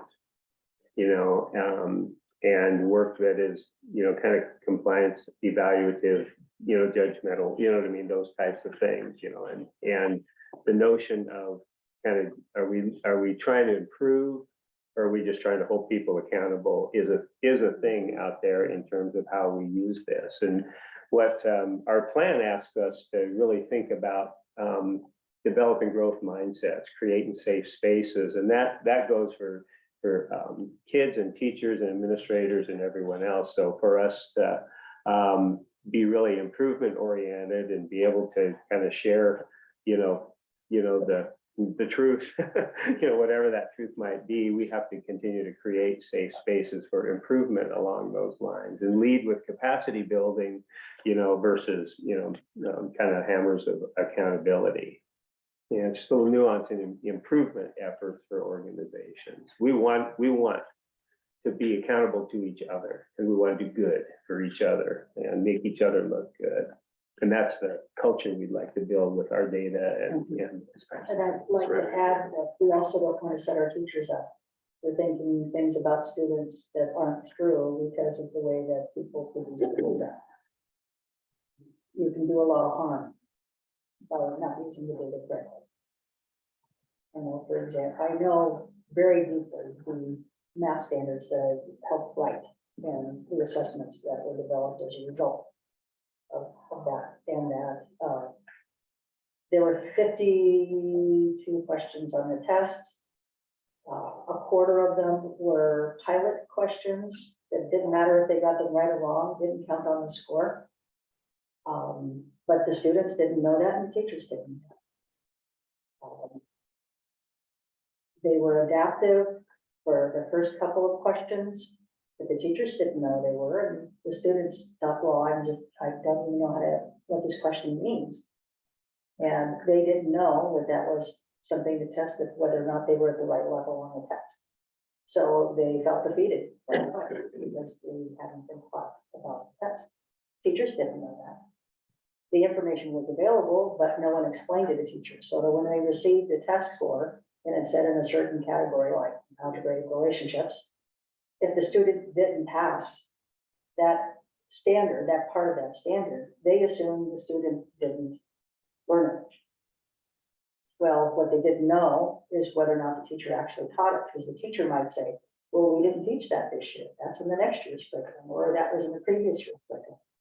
So there's so many things that go into a summative assessment score at the statewide level that need to be taken into account prior to using the data. That's why we just don't say, well, here's your score, or to the teacher, gee, your kids didn't do well. That's not what that means at all. It means, and the state knew this when it designed it.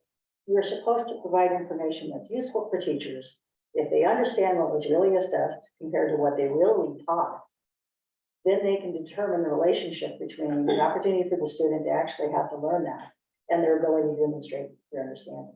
But that takes a lot of, you have to do that individually, because it didn't matter which, the grade, all 7th grade classes may teach in a different content area, but none of them teach it the same way. And none of them spend the exact same amount of time on a particular aspect of that topic. Everyone's a little bit different. And understanding that helps you dissect, well, we really only spent about 3 days on that. Oh, how did your kids do? They did great. Oh, but we spent 3 weeks on it. Oh, but that's not part of the evaluation of data. So having that ability to do that level of thinking about the data before you interpret what it means is critically important, so that no children are harmed using the data inappropriately. So I think we're at the end. So we've got a little more work to do. We'll bring it back in that next iteration, but we wanted to get it out there and make sure you're thinking and get a chance to hear. Thanks for your question. I have a question, what is QALP? It's the Quality Assurance.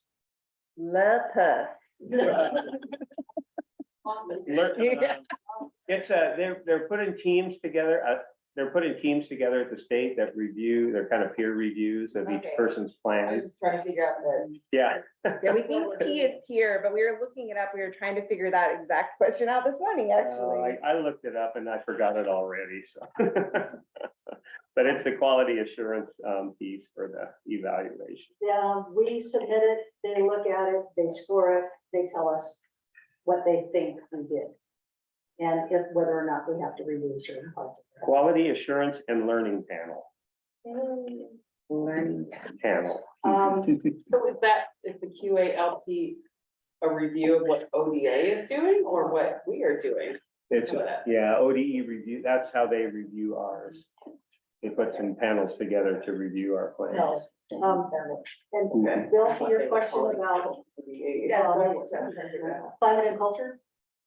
A key part of the rigor and relevance framework in order for students to be ready for more challenging work is to develop the right classroom culture and the right school culture that makes that possible. So it's a key element of the work that we're doing. So we are paying close attention to that. Yeah, and you know, I meant it as a growth thing. No, So we can absolutely. understand how to increase Mhm. student engagement. Mhm. Yeah. Yeah, What I can the agree. board do, like reduce fees or do whatever, but Mhm, we want to increase engagement of our students in more than just the minimum demand. mhm. That's all. Yeah, Yeah. totally. Absolutely. I want to add activities to, you know what I mean, to that piece too, because we have been looking at who's participating in activities and, you know, and who's not, and kind of thinking about that. And so I think that we want that measure to continue to be in that access piece because it's connected. Want us to talk some more? They're kind of like that from zero already. We like these things. Right?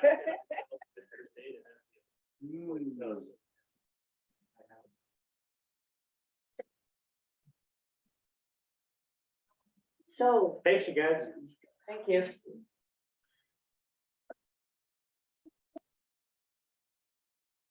Taylor, you just disappeared.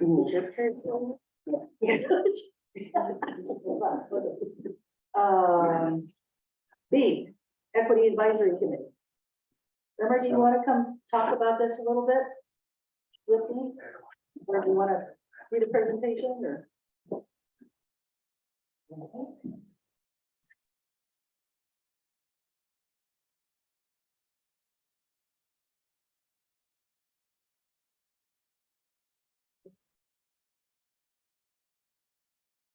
So for the Equity Educational Advisory Committees, so this was passed by the legislature in 2021. And it is for school districts to convene an educational equity advisory team in their districts. And so I have provided these slides that they were made for school districts to be able to look at the overview of educational equity advisory committees. And so for us, because we are a school district that it has an enrollment of under 10,000 students, that ours would be convening, at least our requirement to convene committee would be in September of 2025. And so I have been working with Ginger, and part of that process is that we are, we're at the beginning stages of that. And for the convening of the equity team, one of the parts is that we need to come up with a process, and I would be assisting Ginger with that for the nomination process for that. And so that we could bring those nominations to you as a school board. And part of the requirements of the team is that we are to make sure that we have members on the team that are from the community, also staff and students, and just to be able to make sure that we have representation of our community and our schools. And so I'm really excited to be able to work on this. I know that even though we, for us in our school district, it isn't a requirement for us to do this until 2025.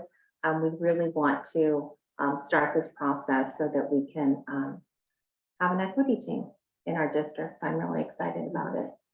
Anything you would like to add, Well, Ginger? I would say that school districts that are larger than we are already have them in place. So there's good examples and models of how they work and the role that they play in working with the board.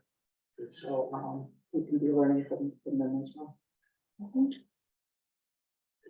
The only thing I would say is that I hope that when we pick community members, this time that we have a wider range of people who haven't already been involved in the school district.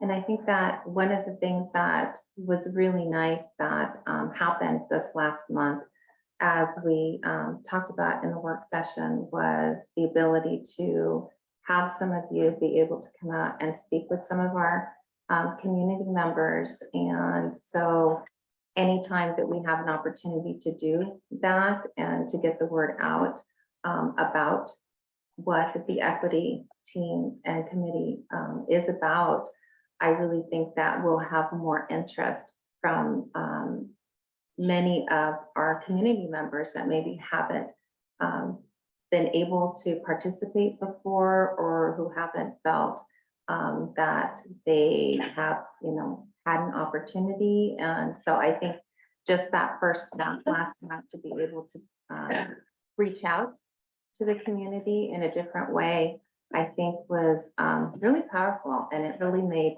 our community feel like we were listening as a school district. And I think anytime we can do that, will give us an opportunity to have more people who would be interested. Becky, any questions? Right. The last thing on the. Thank you, Rebecca. Last thing on my agenda is the central, Study. yeah, facility statements. We were kind of talking about that, and maybe getting that started. And then I thought we should reflect on that as we're talking about goal setting and what we want to accomplish in the next year. And I'm thinking, this is really important what we're doing, a great plan, strategic plan that, I don't know if that's something that we'll have the bandwidth for this year, but maybe we could start asking some, maybe some active parents if they want to start working with the more serving community, studying how to put it together and what to do. That we could probably help with that. But we're going to start the initiative. So I thought I would mention that. I also know that we do need to do something about the baseball. It is a safety issue. So I will be honest and say, without this facility study, I will not be willing to look at baseball condition. Because that was driving our discussion regarding equality and different aspects. We've already put in the repair. So without the facility study, it's hard for me to stamp a baseball improvement. Were we talking, I guess I was thinking we were looking at facilities more for extracurricular, not. So, Are you- writ large, there's a long-range facility plan that already exists. And it will take a significant lift to move. It's just short of being the next bond.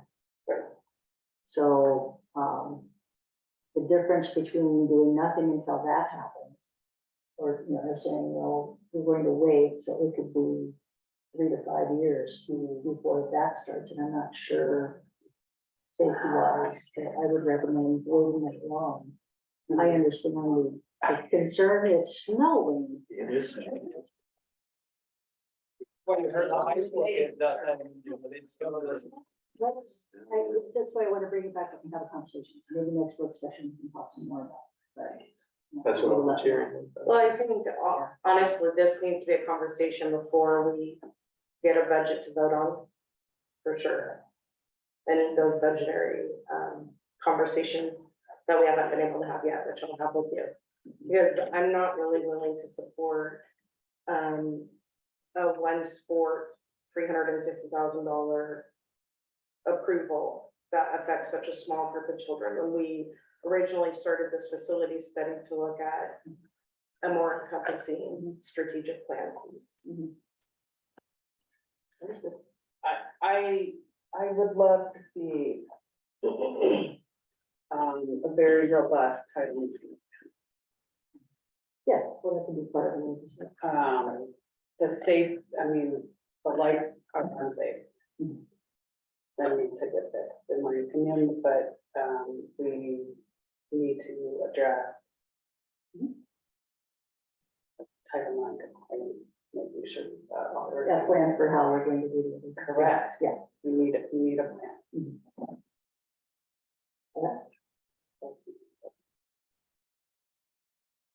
Like I was in the conversation. I think that'd be a really good work session. Mhm. And, you know, honestly, we need to have another work, if we need to have a work session in the end of February, we could, if there's, Well, I'm if you're thinking on the board, or if there's something that would help us Between- with this conversation. between now and June, we have enough on the plate. This would be something I would want to do either June or start in September with, or over the summer, or, I mean, if it involves funding, though, it should be in February. yeah, I don't know if they're actually going to build it into this budget. So that's, I don't know if that's a plan or it's, no, that's how it will be done. I'm not privy to that information. So I can find out. Well, the last time they brought it to us in June, and wanted us to stamp it for approval right away. Oh, well, So yeah. I want to make sure that that is not how it's done this time. So it's not gonna be part of the budget? I don't know. Yeah, because I know sometimes, like, when somebody needs a new greenhouse, there's a fronting of the money and then a repayment and different things. So there's lots of different arrangements that are possible that make it work. Yeah, that was what I was under the impression that there could be a couple of different scenarios to get to that point. Yeah. Okay. With us having the eye on a broader plan For other things. generally for to get that part of it. Yeah. And it's different to think about existing structures that need repair versus new things that we want to develop. Those are two different conversations with parallel needs, but they're, you know, the things that you're liable for right now are things that are currently on the facility and being used. So those things take a different precedent than the things that you want to do in the future. That's just a lot to talk about. I'm open for work session. Because I hate kicking the can down the road. So, yeah, I guess I'm confused. You're suggesting we have a work session, but not until the end of this. Well, there's a lot happening between now and June. Legislatures in session. Legislatures in session. 400 bills, education, and if they pass them, there's one rumor that's going to be passed in March that goes into effect April 1st. That will affect every school in the state that we will have to respond instantly to. I mean, there's lots of things like that.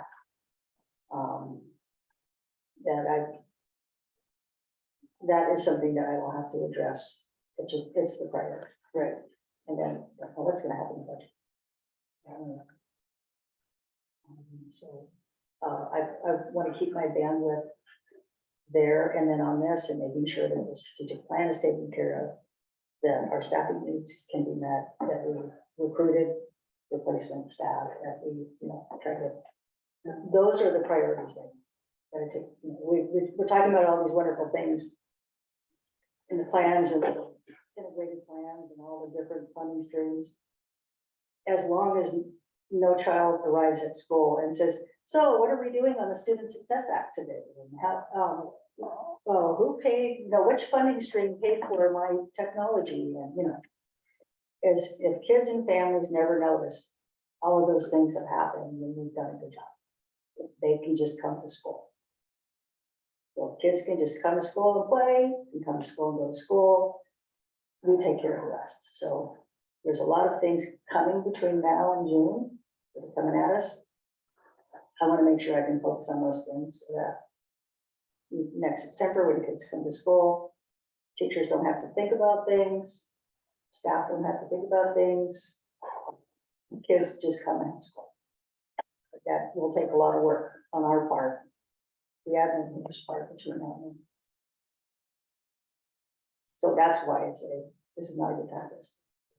If you want to, you can talk, you're the board. You know, and I work with you, for you, but I'm saying that I've got to work with them right now to challenge it. That's right. But you can work on your own without me to do some of that. If that's important to you. So what can we meet? And talk about? I'm fine with meeting. I mean, the problem is I've seen this happen multiple times again. There's an urgent need that comes up before us and we need to rubber stamp it immediately or there's gonna be chaos. And then there's no definitive end facility plan. So the same people are getting the same money that's urgently needed. And there becomes an inequality because promises are made down the line. I've watched it happen the whole time I've lived in this community. That's what I want to stop. And that's why we need a facility study.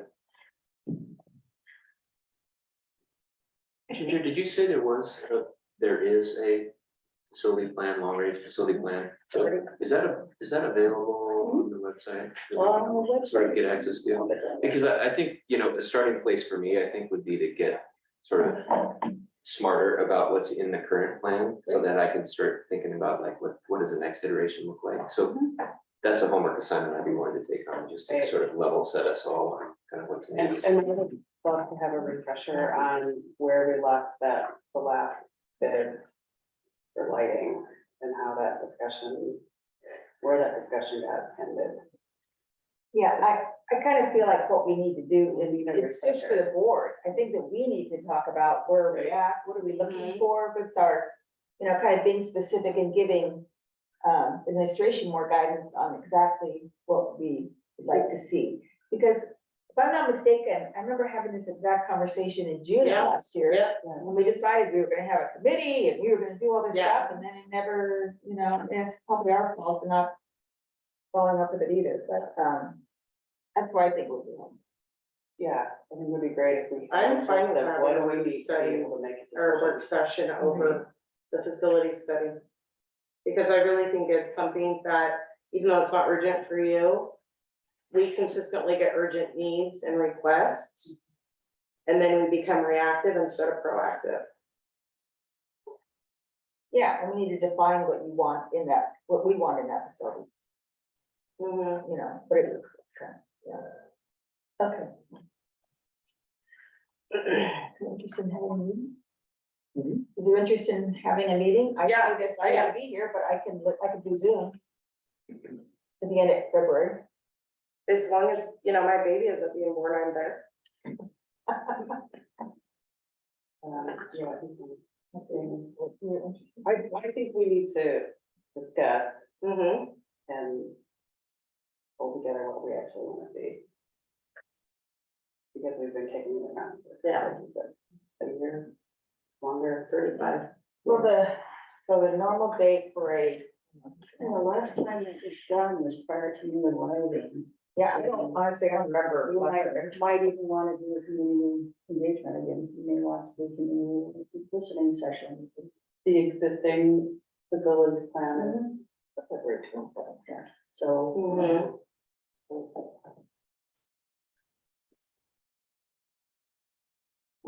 So I have February 27th as our normal, with our normal workshop. Have another one. I think it'd be more, at least for me anyway, it'd be more productive conversation if I were able to see what's in the current. Oh, I agree. version. So I'm wondering, yeah, Yeah. beforehand, so Yeah. however long folks need to.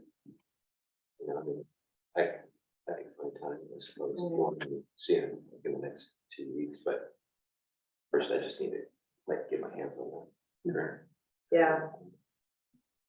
I think I have one, but I'll have to dig it out. That I would like a digital copy. It was before the bond, so. But I guess, again, Substantially. I don't know, if everything else on the plate, is critical to sort of have that conversation in the next 2 weeks, or if it doesn't happen in February, does it have to wait until September? I don't know. Well, I'm thinking of a budgetary component. Because if they want to bring us, hey, we need you to front this amount of money, then we have to approve the budget in May, and then they ask for the money fronting in June. So then we have to work it into our budget. That's why Yeah, I don't, might not be speculation though. Yeah, okay, I mean, yeah, is that asking? Well, that's kind of what's been kicking around. It also might not be in the budget, that's what they're. Yeah, that's, Might yeah, be that's, low. that's, May not be the flexibility to. so that's why, like, if we don't have the discussion before, I think that you would want to have a plan. And then we go to the budget. That, there's no, like I said, there's no immediacy. well, yeah, but last June, that's not how it was presented. That's And it why was they- very forceful in that meeting Well, about wanting that to be approved.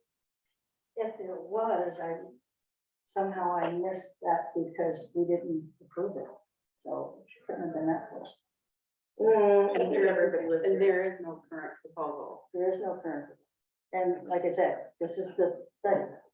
I don't think it's. However, we're reaching a point where it's becoming a safety issue. It is. Um, This is So- property you're responsible. for. and yes, Right, yes, there's some due diligence that should be yes. put Right. into. So if you back this up,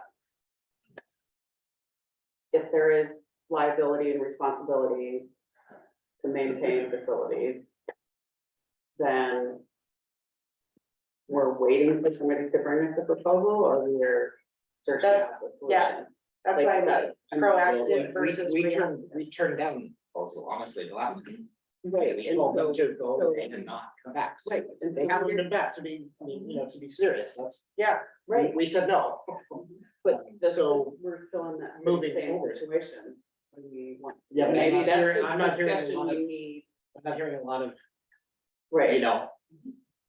That might energy be to the move forward discussion on we that, need. so if it's not, we're a bit different scenario. Right. And if you don't want to move, the other option is to not move forward with the plan at all and not to talk about long range. But I do think, Your time until you know, and just let it go for now. Focus on teaching and learning. yeah, I mean, Our I, jobs do both. Mhm. yeah. well, and I think, if there's, wanting to have a discussion about it, I think that's, I think that's appropriate. I think it's not I gonna. just don't know if 2 weeks. Can everybody gather information in 2 weeks? To me, that seems like, I feel like we need to read the prior document and then kind of, have a discussion of where we want to start, what needs to change. And then after that, we will need a follow-up where we're gonna have to survey and do everything like that. But I don't think that's something that necessarily needs to wait till September from a board standpoint. Especially if we have this lighting issue. so if we blocked aside a time within our next work session, which is in March, to at least have a discussion about this, would that give everybody time to do the research that they think they need in order to have, have a careful discussion about a way forward?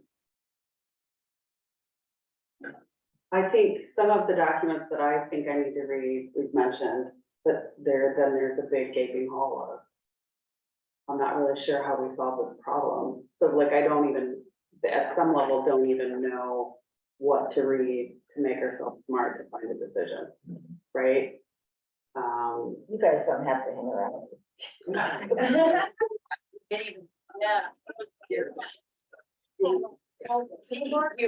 I think there's one thing we want to say for the meetings of our since Tammy talked about her retirement, we also have to acknowledge that Allison's gonna take a break. And, because they came on the same agenda. So, we're really gonna miss her too. I mean, the two of them together are like, 70% of the energy in the district. The rest of us are just trying to keep up with them. Yeah, Yeah. Allison's been with us a longer time. Yeah, And we will definitely miss you. very much, yeah, very sad to see your, but you understand. Some people take time off when they have babies, to let kids go to school. I'm just like 12 years late. Do that a little bit, but I will not be a stranger. I told them that to drag me out, even screaming, but I'll be around for different things.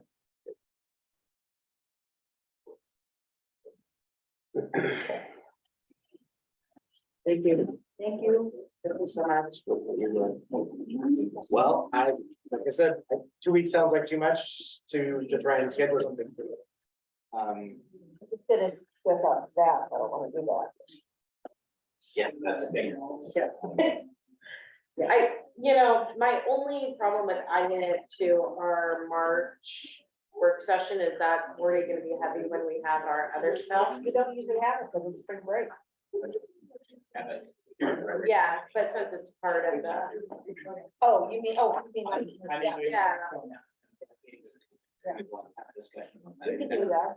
I think that would be the appropriate. Yeah, because the more I think about it, it's kind of two separate issues. And they don't, because remember last time they brought us the lighting thing, they gave us like options. yeah, Option 1, 2, and 3 was kind of like just a quick fix it to make it at least a little bit safe, compliant, a little bit more, involved one, and then different types of funding, and so I don't know if necessarily, because then we have to try to having a whole 9 review. I don't know. It's complex. I don't know, we just need to talk.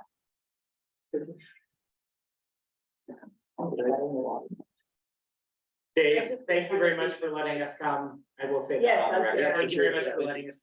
I really appreciate the visit. That was a blast. It was great. Yeah, it was our pleasure. Thank you And for being it here. was great having so many members come, so. Yeah, it was a lot of fun. And if we can set up another, if there was an invite to tonight, it would be great if someone could help us sort of schedule it too.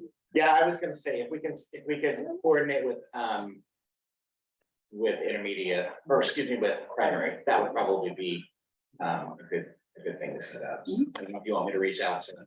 Yeah. No, okay. Hi. I guess I was just the only other thing I was gonna say is I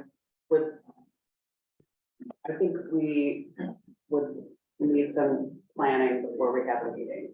So that we, like you said, we can be informed, all of that kind of stuff. I don't wanna just keep having the same argument every time we meet and for years. So I mean that a lot as to what that information would be prior to a meeting to make it useful. When I hear Crystal talk about the things in the past, this is that same pattern that you're talking about. yes, And that's, it's a reactive pattern. and what you're saying is, let's break the pattern. Let's do the homework, let's do some research, let's Right. get some information. Doesn't matter if it takes 30 days, 60 days, 90 days. Let's get the info together before we start talking about Right, it. And but then. I don't know what that info is. Yeah, so that's, So it's a facility study, it's our Title IX documentation, it's could be. several It components could of it. be very Cultural lens, so far, we haven't found huge differences in pipeline. Yeah, actually, We- from we- a we're pretty finding clear. standpoint. Yeah. There hasn't been. So that's So where. that narrative is not quite, I don't think what we were, maybe was indicated at one point, so. so And the improvements have been made. So is there a way that we can, is there a document or something that can help summarize that narrative? Because what we but we got. all legal don't was want, different. Yeah. all don't want is the lawyers to say different. Why did you do this? Right? I mean, But I get that, I do get that. obviously, we want the kids to have the correct experiences in the school, but we also need for the legal documentation to show that. And so, And the last legal document we did receive was a gap. right, and so what do we have? He doesn't have the new info that Mark provided, so I can send it to him and he go, oh, okay. Is that all consolidated? Because that was delivered over several different meetings, right? Mhm. So is there a consolidated document that has that information in it? Stacks it. Because and this may be my really terrible memory right now, forgive me. I don't remember seeing dollar amounts. I remember seeing Right. numbers of sports, Yes. numbers of Yeah, it was a particular. opportunities, but Yeah. not dollar, and I don't know how much dollars mean, but. The second. Yeah, there was no dollar. The second month, he gave us the budget, the money. I didn't see that. I might have been, not have been in I don't recall seeing a budget. I can go back and look through all my documentation, The first month was a participation, but I don't recall seeing.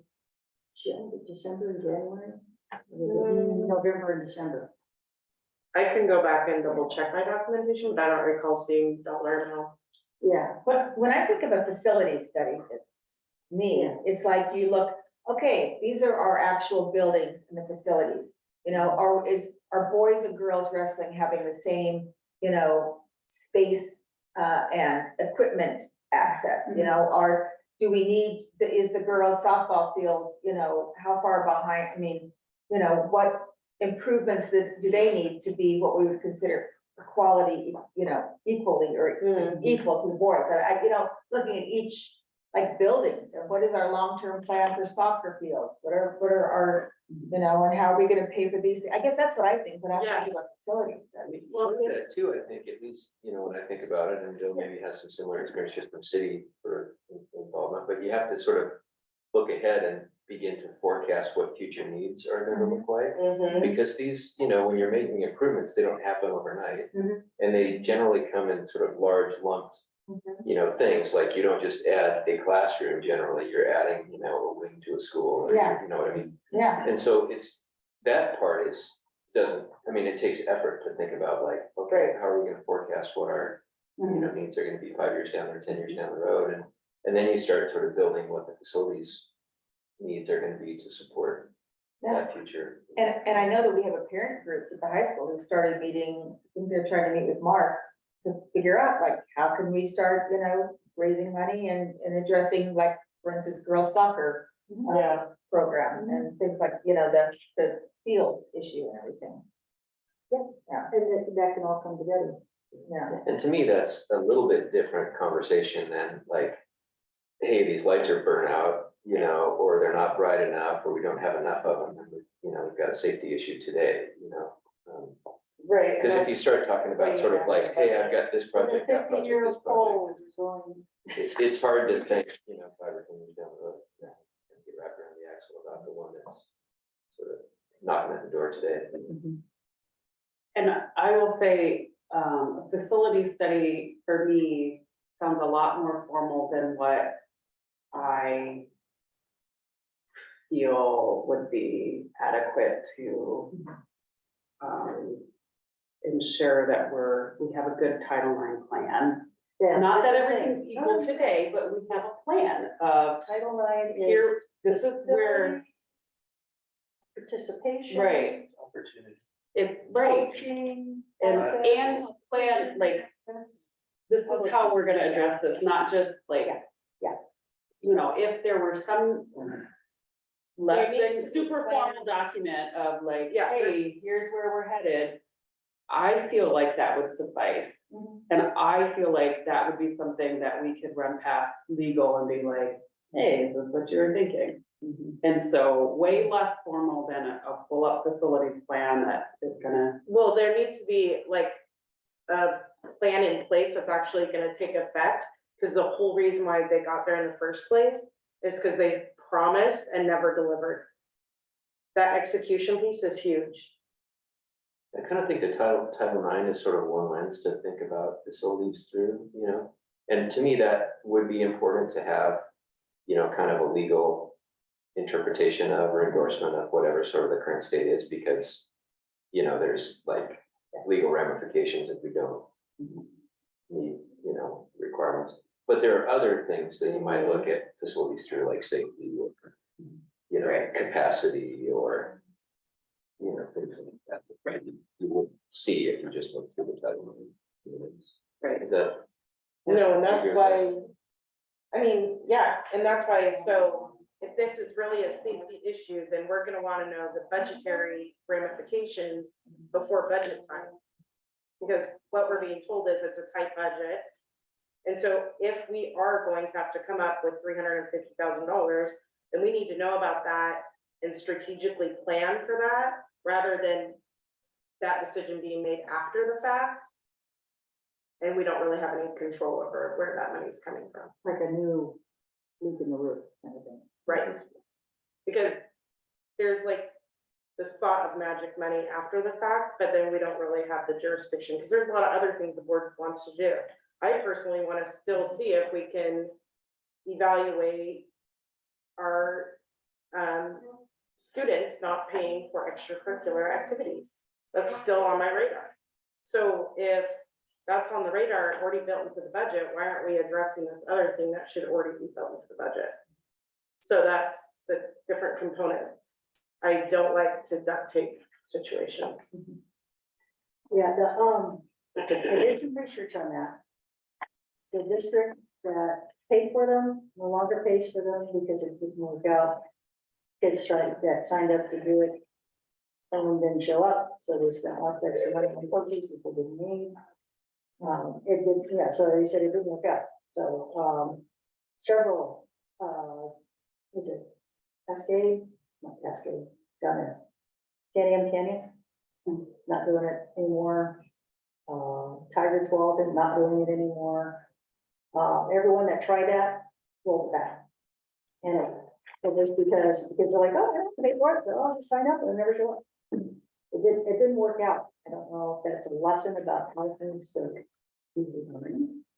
For me, You don't have to state that you're not motivated. Yeah, Yeah, we so you have 60 kids go out for football and 4 of them have to show up. If Right. you purchase the equipment, you you've hire hired the coaches. you've done the service. And I'm using that as an example. But that's, yeah, so anyways, look, so there's something there. but it's still, so if that's not the answer, then we still need the ability, like, how do we Yeah, how do we manage? have that Right. opportunity for children who don't want to go up to the front, do the Yeah. documentation and say, oh, by the way, we can't afford it, because that is actually preventing children from signing up for clubs and sports. I can tell you that right now. I've pulled numerous amounts of coaches. I've pulled numerous amounts of parents. And that is definitively, that information is not confidential, it's well known, and children and parents both will not go up to the office and do it. But I did follow up with a budget conversation about that, and it was not as rosy colored glasses as it would have. That was, you know what I mean? Mhm. It involves a lot more money than, you know, the number that was generated on that one meeting. I pointed that out too. What's that? I pointed out that there's a lot. Yeah, of- well, I asked, A lot of I money. asked for clarifying that there, you know, that was the numbers, I mean, we asked for a certain, very specific set of numbers, didn't encompass everything, so it would be much more impactful than just that, you know, that amount that we were shown in that one meeting. I understand, but I still think from a board perspective, if our goals really are to impact the students, then we really have to put some sort of effort somewhere in there. Yeah. Because it is preventing Eliminate the barrier. opportunity. You have to eliminate the barrier. Yeah, I was gonna say, we need to make it so that it's.